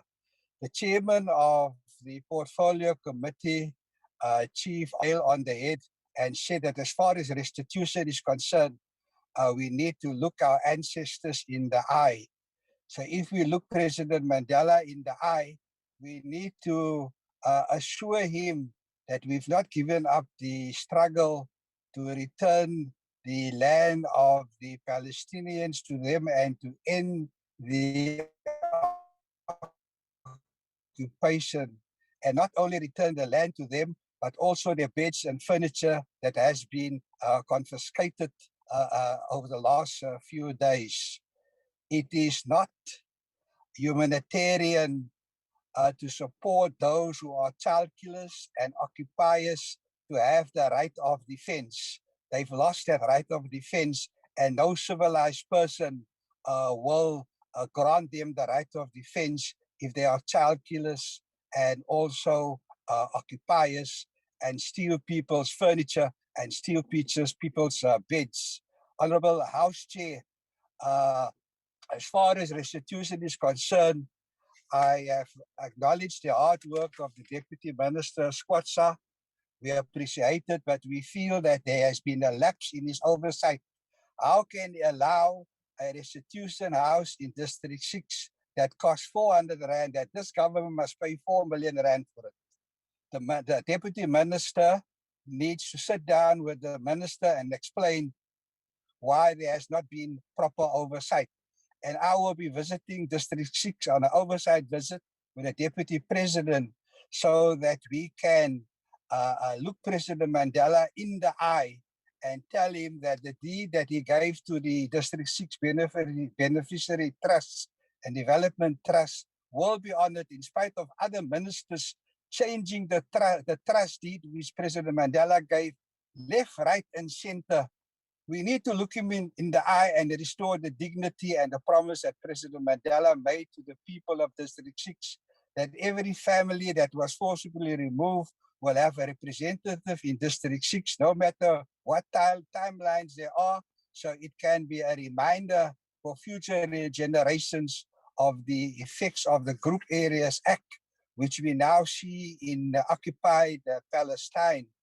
So I hope South Africa will support Turkey and hopefully Russia, that as far as the Masjid al-Aqsa is concerned, the soldiers and police are wiped off the face of that particular precinct. I would like to support the budget. Honorable Hendricks, your time is up. Thank you very much, sir. Now I recognize Honorable Member of the DA, Honorable Masipa. Over to you, sir. House Chair, in rural parts of South Africa, the biggest challenge faced by our citizens is poverty, hunger, and unemployment. A strong agro-based economy should be a buffer against all these triple challenges. History has shown that when farmers do well, the whole nation prospers. During COVID-19, the farmers came to the rescue of the hungry. Farmers did not stop working in order to ensure that South Africa is food secured. Meanwhile, farmers are being shown the middle finger by the corrupt ANC government, even as they try to keep the country food secured. Limited knowledge about agriculture appropriations and budget is a problem for the ANC government. They think that a 16 billion allocation of agriculture is big money. When the corrupt ANC government see the big appropriation figures, they do not think about job sustainability. Mr. Noko Lamola, a farmer in Limpopo, is one of the victims of the Presidential Employment Stimulus Initiative. He received his voucher of 8,300. Little did he know that he needs to pay SASSA grant to the middleman who earned 25% commission, resulting in him buying items of 6,225 rand only. Prices of calf self-starter pellets, which normally cost 300 rands, is priced at 633 rands. Yellow maize of 50 kilograms, which goes for 145 rand, is priced at 455 rands. And Lucerne, that costs 100 rands, is priced at 400 rands. These prices are inflated by between 100% and 300%. When the DA welcomed the stimulus package, the DA did not expect middlemen to generate over 50% profit. The DA expected real jobs on the farms. The ANC government, which is so corrupt, its reliance on middlemen is killing hope of commercializing black farmers in this country.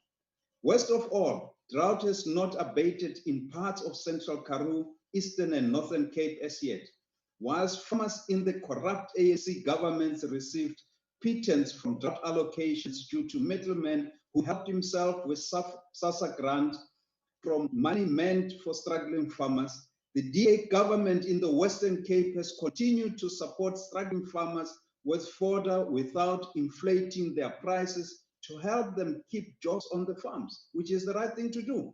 7 years drought cannot be found with one season's rain. But the corrupt ANC government withdrew the funding support in the midst of farmer struggles.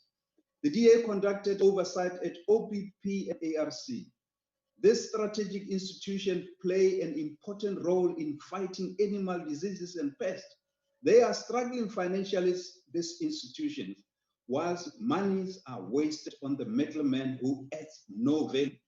The DA pressured the corrupt ANC government to strengthen biosecurity after the outbreak of foot and mouth disease in Limpopo in 2019. A budget of 495 million was allocated, but no tangible programs or results are in place to show the value for money. And now we are faced with avian influenza and no budget for biosecurity. A mere 3 million was allocated.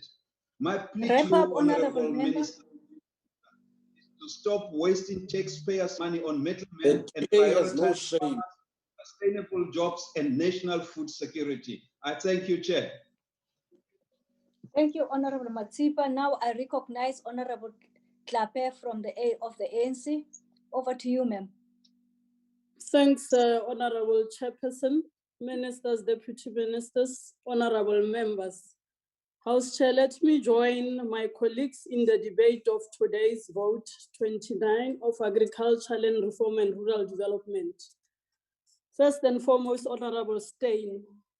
Honorable Minister has just reassured the farmers once more in South Africa that no farmer that is successful, that has a valid lease shall be evicted. And instead, there's provision to allocate them land that is not encumbered, including support to make them productive. We will continue, Honorable Steyn, to chop and change legislation and policies, review them to suit our people, to make sure that more land is on the hands of our people, including amending Section 25 of the Constitution. It is the resolve of the ANC conference of the 54th conference to accelerate the rollout of title deeds to Black South Africans, to guarantee their security of tenure and provide them with collateral. That is why today the Ultra Amendment Bill that seeks to address challenges of individual security tenure is before this Parliament. Honorable Muntwedi, DM Squacha has just outlined the continued plans to put more land on the hands of our people. And together, me and you know that this House has resolved that challenges of farm dwellers is the responsibility now of this portfolio committee, including labor, to go out there and deal with their appalling conditions. And I trust that me and you will do justice to that. I'm happy that you alluded to the evictions in the Western Cape. And we want to congratulate the department through Minister Squacha, who's Deputy Minister, who's always there to intervene on behalf of the ANC. Honorable Kebekulu, thanks for reaffirming the committee's recommendations. Let's continue to monitor implementation throughout this year. Honorable Briat speaks, is bemoaning the 52% of transfers and subsidies. The agriculture, like you say, it's a concurrent function. And these monies will go to where implementation has to happen. Considering the budget constraints, the department comes now with another target of preventive measures against diseases through biosecurity targets that will considerably reduce spread and contain foot and mouth disease, swine fever, and avian flu. We want to congratulate the department for coming not only with reactive measures, but being proactive with preventive measures. The Land Bank, Honorable Briet, has never squandered the money for this department. It was returned, and it is there on record, even reported to the Portfolio Committee. We, in fact, appreciate the support from Treasury to make sure that these entities allocated funds for this financial year. Minister Didiza, continue to do your work.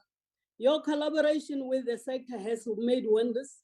We have seen the growth in this sector of about 27.8% in the first quarter of 2020. And currently, the projections are that it will continue to grow at 13%, driven by the bumper maize crop of about 15.5 million tons that we are expecting. So don't listen to distractors, focus and continue to upgrade the performance of this sector. Honorable Zungulu, I'm afraid that the train has left the station. Your recommendations on Section 25 are a bit late. The ad hoc committee has just consolidated public hearings, and all your recommendations on other issues come to the committee, Honorable Member. They have been taken care of. We will give you reports. Thanks, Honorable DM Squacha, for the department intervention on Moyeni family again. And I hope that Honorable Mbambama, just like the Guachu matter that you brought before the minister and the committee and the department, this Moyeni family matter shall be resolved and continue to do the good work of bringing these problems, because we know that as individual members, as society, when the department gets such cases, they act with immediate effect to resolve these matters. House Chairperson, the ANC recognizes the important role that agriculture plays in our economy, and we are appreciative of the strategic role that this sector plays as a springboard to industrial development.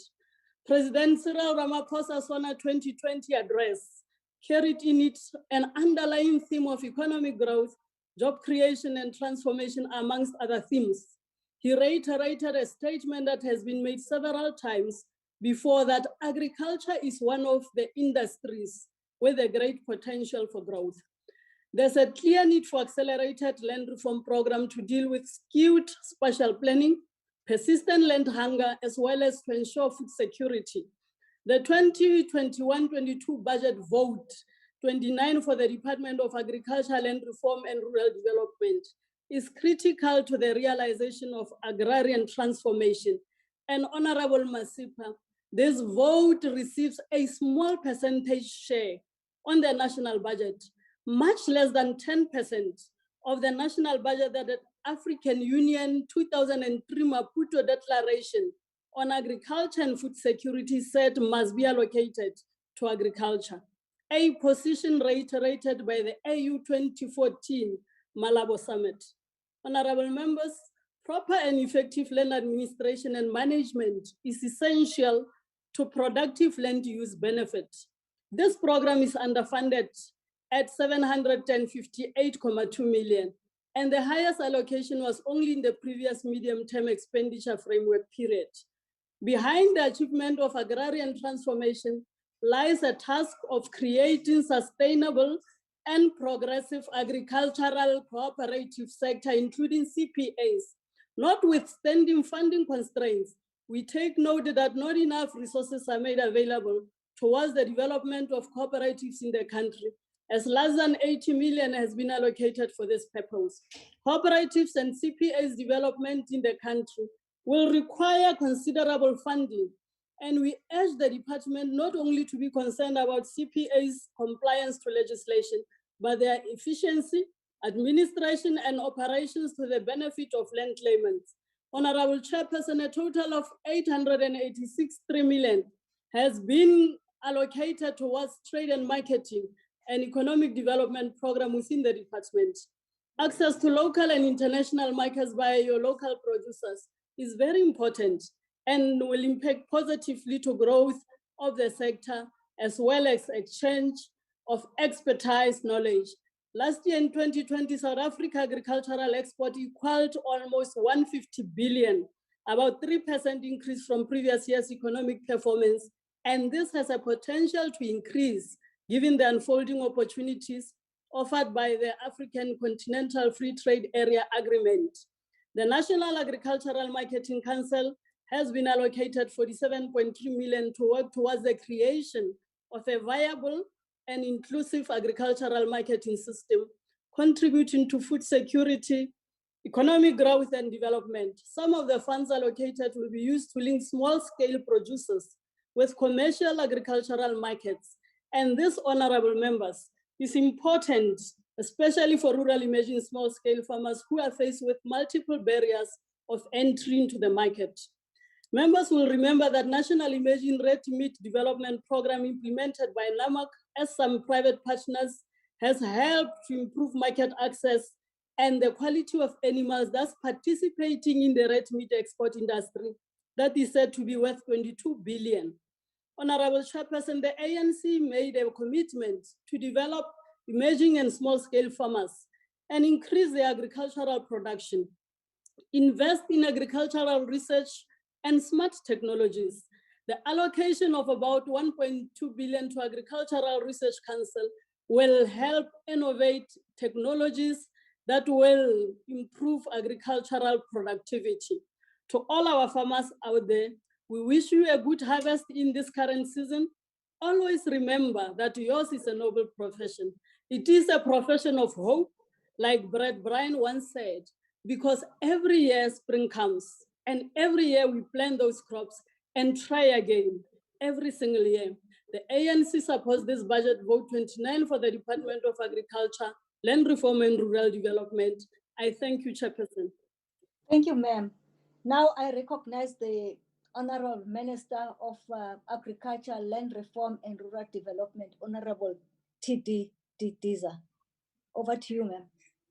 Thank you very much, our House Chairperson, for recognizing me and also allowing me an opportunity to respond to the debate.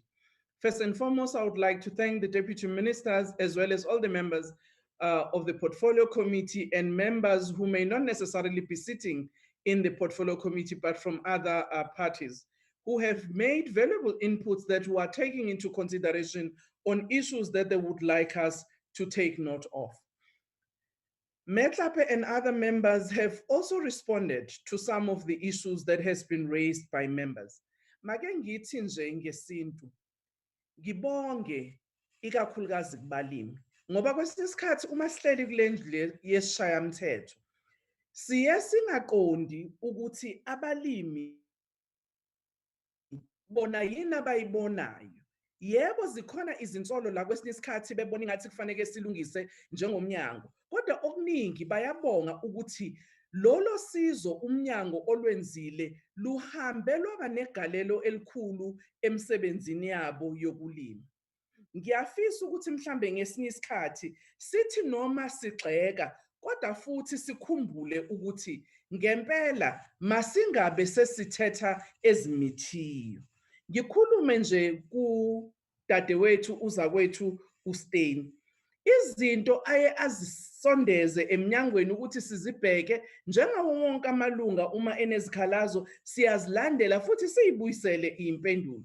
Kuhle kwesinye isikhathi ukuthi sisho nje ukuthi awusiyabonga ukuthi kukhona enikwenzile. Mangithanze-ke ngisho futhi ukuthi sibonga kakhulu thine ngoba lokhu lokwendiwe ngumongameli uRamaphosa ukuthi abeke ikomiti longqongqoshe eliholwa ngubaba uMabuza ukuze kwateke ukuthi phela lokubuyiselwa kwemihlaba kuyakwati ukuthi kube nokuxhaswa lokwendukako ngileminye iminyango. Ngithanza nje kusho kancane ukuthi yini lokwendiwe ngumnyango wetemandi nekuthuthwa indle kanye netetindlu ngokuhlanganyela nathi kulomhlangano babona ukuthi yini ngempela tinkinga letendiwe kumbe letikhungethe balimi labancane. I would like to indicate what the Department of Water and Sanitation has done. They have reviewed their general authorization for taking and storing of water in terms of Notice 538 of 2016. In terms of this notice, 2,000 cubic meters of surface water could be taken from all the water management areas in specific rivers listed in the said notice. This adjustment is meant to ensure that smallholder farmers get access to water for a period of 20 years without following the license application. Department of Water and Sanitation also gives priority to smallholder farmers in issuing the water use license by providing and working towards a specific annual target of volumes of water that should be allocated to the smallholder farmers. I'm just mentioning this view to indicate that the coordination within the Interministerial Committee has actually gone a long way to make sure that our land reform, agricultural development, and human settlement are actually coordinated. We've seen within the Ministerial Committee how other line functions of departments, which are not necessarily having land as their core business, have even made a contribution of some of the pockets of lands that are within it, which shows the commitment of this ANC-led government in the area of land reform. I must say that I was a bit perturbed when Honorable Muntwedi was making his intervention, which actually are not congruent to the realities on the ground. Yes, there may be challenges, but the issue of the lawsuit of 2 billion by Black farmers, it's new to my ears. It will be interesting to hear from Honorable Muntwedi, where is that happening? Who are those farmers what are the issues that they are taking government to court for. I also would like to say we've continued with our work in terms of our international responsibilities. And I would like to thank our agricultural attaches in a number of countries who have really ensured that market access is improved. I would like to also say, in respect of our participation in the AU, SADC, Food and Agriculture Organization, G20, we have made sure that the interest of our farmers is uppermost, because it is these instruments for coordination that enable us to actually make better our agricultural environment for our farmers. I would like to therefore say thank you to everyone who's participated, including you, Chairperson, and the Chairperson who started this meeting, for directing us in an appropriate manner. Thank you very much. Thank you, Honorable Minister Titiza. Honorable members, that concludes the debate and the business of this visual mini plenary. The mini plenary will now rise. Malbongwe. Malbongwe.